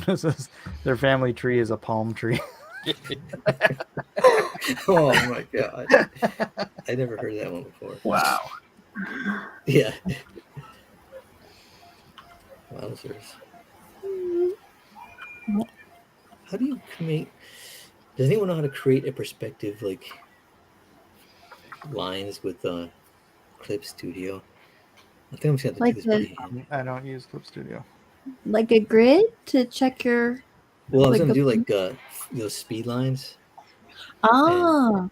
Mine doesn't have like the settings that other people has. I don't think I have the full version. So Clip Studio. I mean, Clip Studio has to have the speed line thing, right? yeah, but not like the perspective one where it looks like it's going further away. You know what I mean? It's like more like straight across type of thing.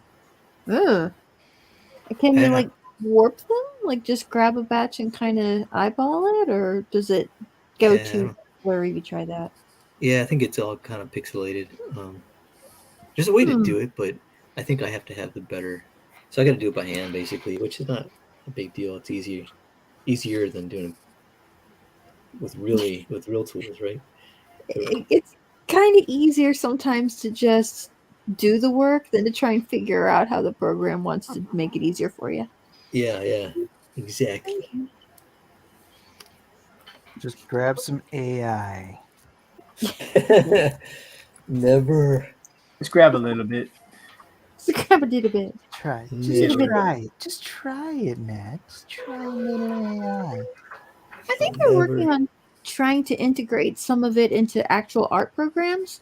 So if you're working on something and you're kind of like, okay, I just need to finish populating this part of the city with some more buildings or add background characters, you can select some areas and they can kind of look at what you're doing and go, what?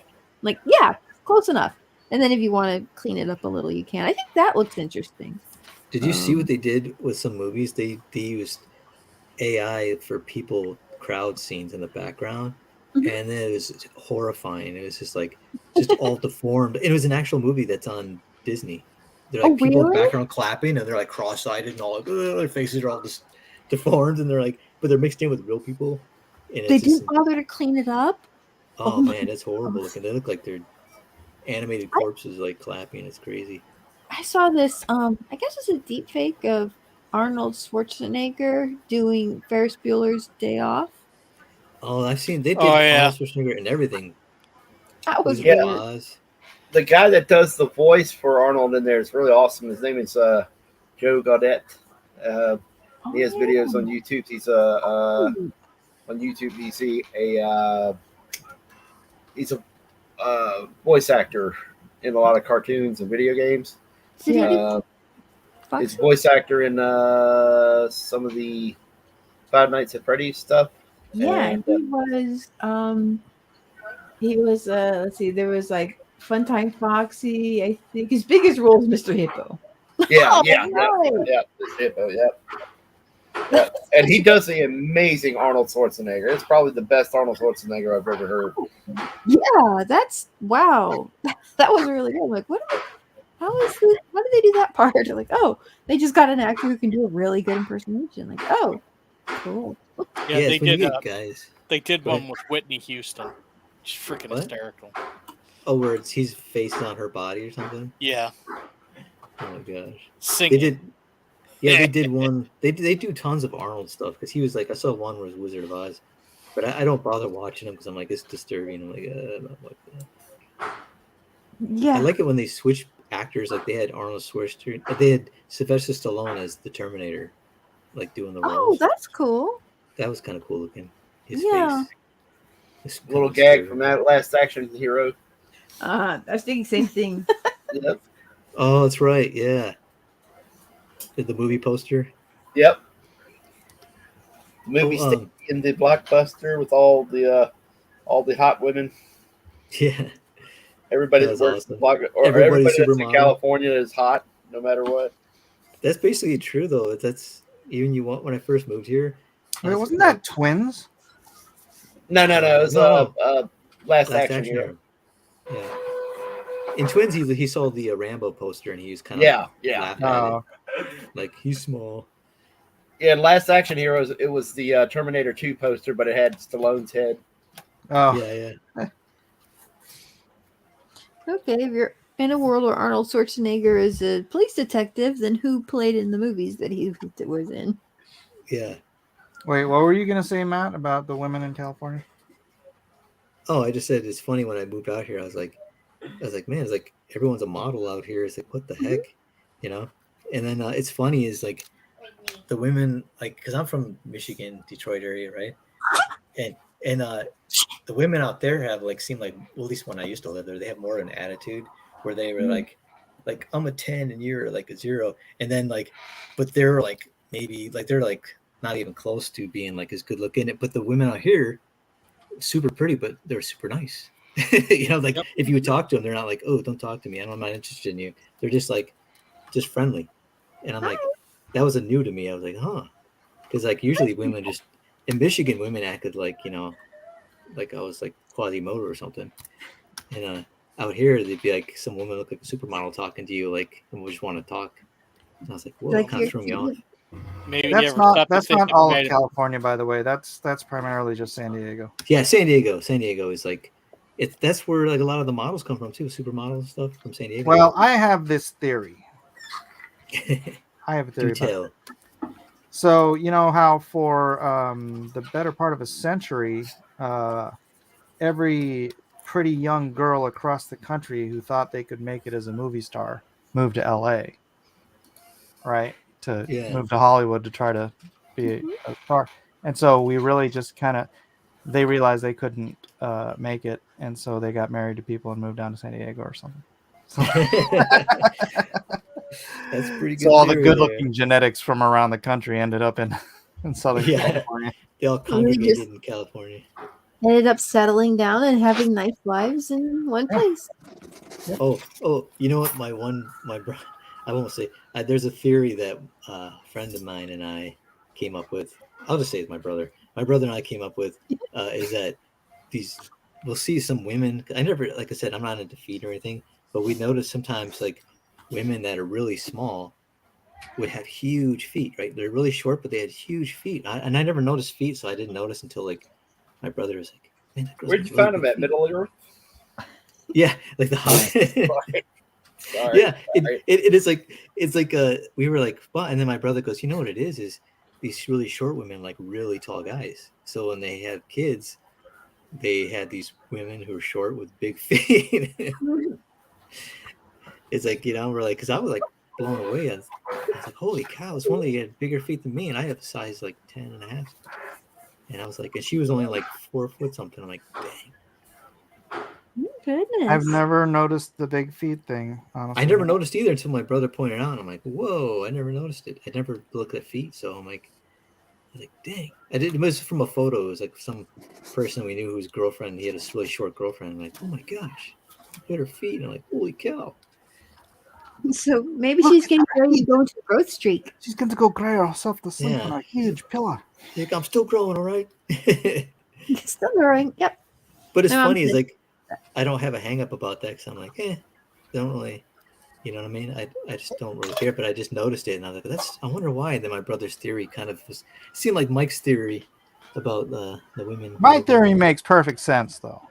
Yeah, but doesn't that make sense though? It's like the short women marry really tall dudes, so the moral of the story is don't marry tall guys if you're really, really short. Yeah. You know, give the shorter guys a chance. Especially when it comes to giving birth, and then you're like this tiny freaking giving birth to a giant. Giving birth to a giant, yeah. You're like, Somebody in my one of the gals at my church is going through that right now. She's like 5 weeks away from giving birth, but she's huge, and her baby's already in the 98th percentile, like for born babies, and she's still got 5 weeks to cook this sucker. And that's what I'd be like. That's what you get. That's what you get. She's like 5'2", and her husband's like 6'4". See, what are you doing? What are you doing marrying someone that tall or that short? I mean, see, I like shorter women, but not too short. You know what I mean? Maybe think about it. When you get older, you try to kiss her, you can be like, I'm sorry, I can't do it. You gotta I gotta sit down. Oh, my back. Yeah, my back. I can't kiss you anymore. I'm sorry. I gotta sit down first, and then I can give you a kiss. Or maybe they're banking on shrinking when they get older, so they can, be a little closer over time. See, you got to think these things out. You know what I mean? You don't when you're younger. You don't. You get older. You're like, true, man. Don't marry midgets. You got to think. Just don't. But yeah, sometimes you just, you're like, well, I guess they're a really good person. It's funny is that we used to crack up because we had friends that were younger than us, and they'd be like, if I date a girl, she's got to be really into like Zelda or really into RPG games. And I'm like, when you get older, that doesn't even, you don't care about that stuff as much anymore, right?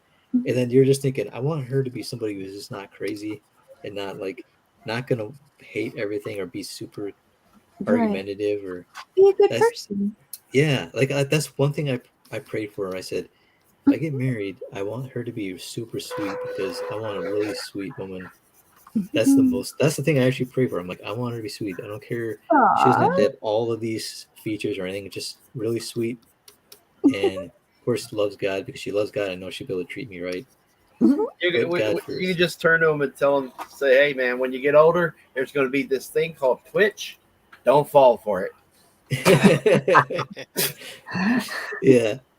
Oh, it's funny. I was watching a video on Instagram, and there's a movie with Shia LaBeouf where he plays a friar or a priest, and it's a newer film, I guess. But someone put a clip where they take a clip of a movie and then they put words saying, on the first date, as a Christian first date, you have to pass this. It's like, or when my date says they're not a Christian or as an atheist. It's funny because it has him in the scene in the movie. He's like saying to a woman, he's like, say Jesus is Lord, say Jesus Christ is Lord, and the lady's just staring at him. And he's like, get out. It was like, oh man, I was cracked. That's so violent sounding. Say Jesus Christ is Lord. You know how Shia LaBeouf can get really loud and crazy. Oh, okay. He's like, say Jesus Christ is Lord. And in the movie, he's like a priest, and this lady's just staring at him, and he's saying that. Yeah, I don't know the context. It's just funny how they wrote this meme to go with it. The video clip. Thank goodness. Where they show a scene with from Lethal Weapon where Mel Gibson's like, he's telling his partner about every day he tries to think of a reason not to kill himself. He's like, every single day I think of a reason not to do it. And then it's like, and then they put words saying, how I am with cardio. When I think about cardio, every day I think of a reason not to do it. So they take out of context scenes, but they put their own context to it. I don't know if it's kind of like that's what they do on Instagram. They just put I don't know if they do it on TikTok too, but that's pretty funny. Yeah, put your own context to it. So there's a bunch of Christian ones too, the Christian memes of where they take movies and they said, worship service stuff, or what was the one, Becky, where it was about worship service? Oh, they had SpongeBob singing leading a worship service in a church.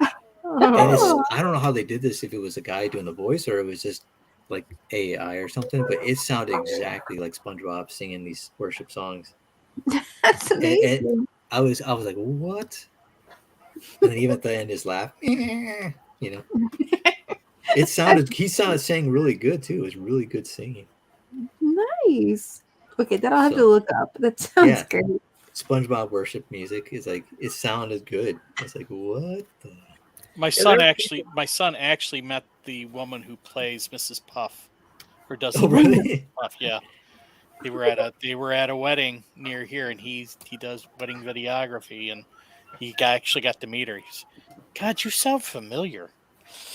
Well, he could pick her voice out. Yeah, wow. He picked her voice out. Whoa, that's hardcore, man. That's cool. How old is she? I didn't ask. We were just amazed that he met somebody famous. Do you remember when she was giving SpongeBob driver's lessons? Oh, I don't remember that one. That's like a constant thing. She's always giving him driving lessons. Oh, really? Yeah. Oh, okay. Has he figured it out yet? Or is he still working on his license? I don't think he ever got his license. I could be wrong on that one. Oh, well. I don't know. We used to watch SpongeBob all the time. Well, guys, I'm out for the evening. I have to get up early to drive my wife to work. So. Oh my gosh! Okay. Yeah, I gotta go too. It's getting. Hey, late. you know what? It's 3 hours in. Why don't I just wrap up the stream? Yeah, that's 3 hours already. 3 hours. Yeah. Oh wow, Kevin, your drawing looks great. Oh, thank you. It only feels like 2 hours and 55 minutes. Strange. Strange. Well, you got here late, Jeff. So I know. Yeah. Oh. Well, we appreciate it. That's awesome. Bravo. Good stuff. Good stuff. All right. All right. Well, thanks everybody for being here. God bless us, everyone. Everyone in the chat, everybody here, and there's only 8 of you, so it doesn't really matter. Say good night, everybody. Good night, everybody.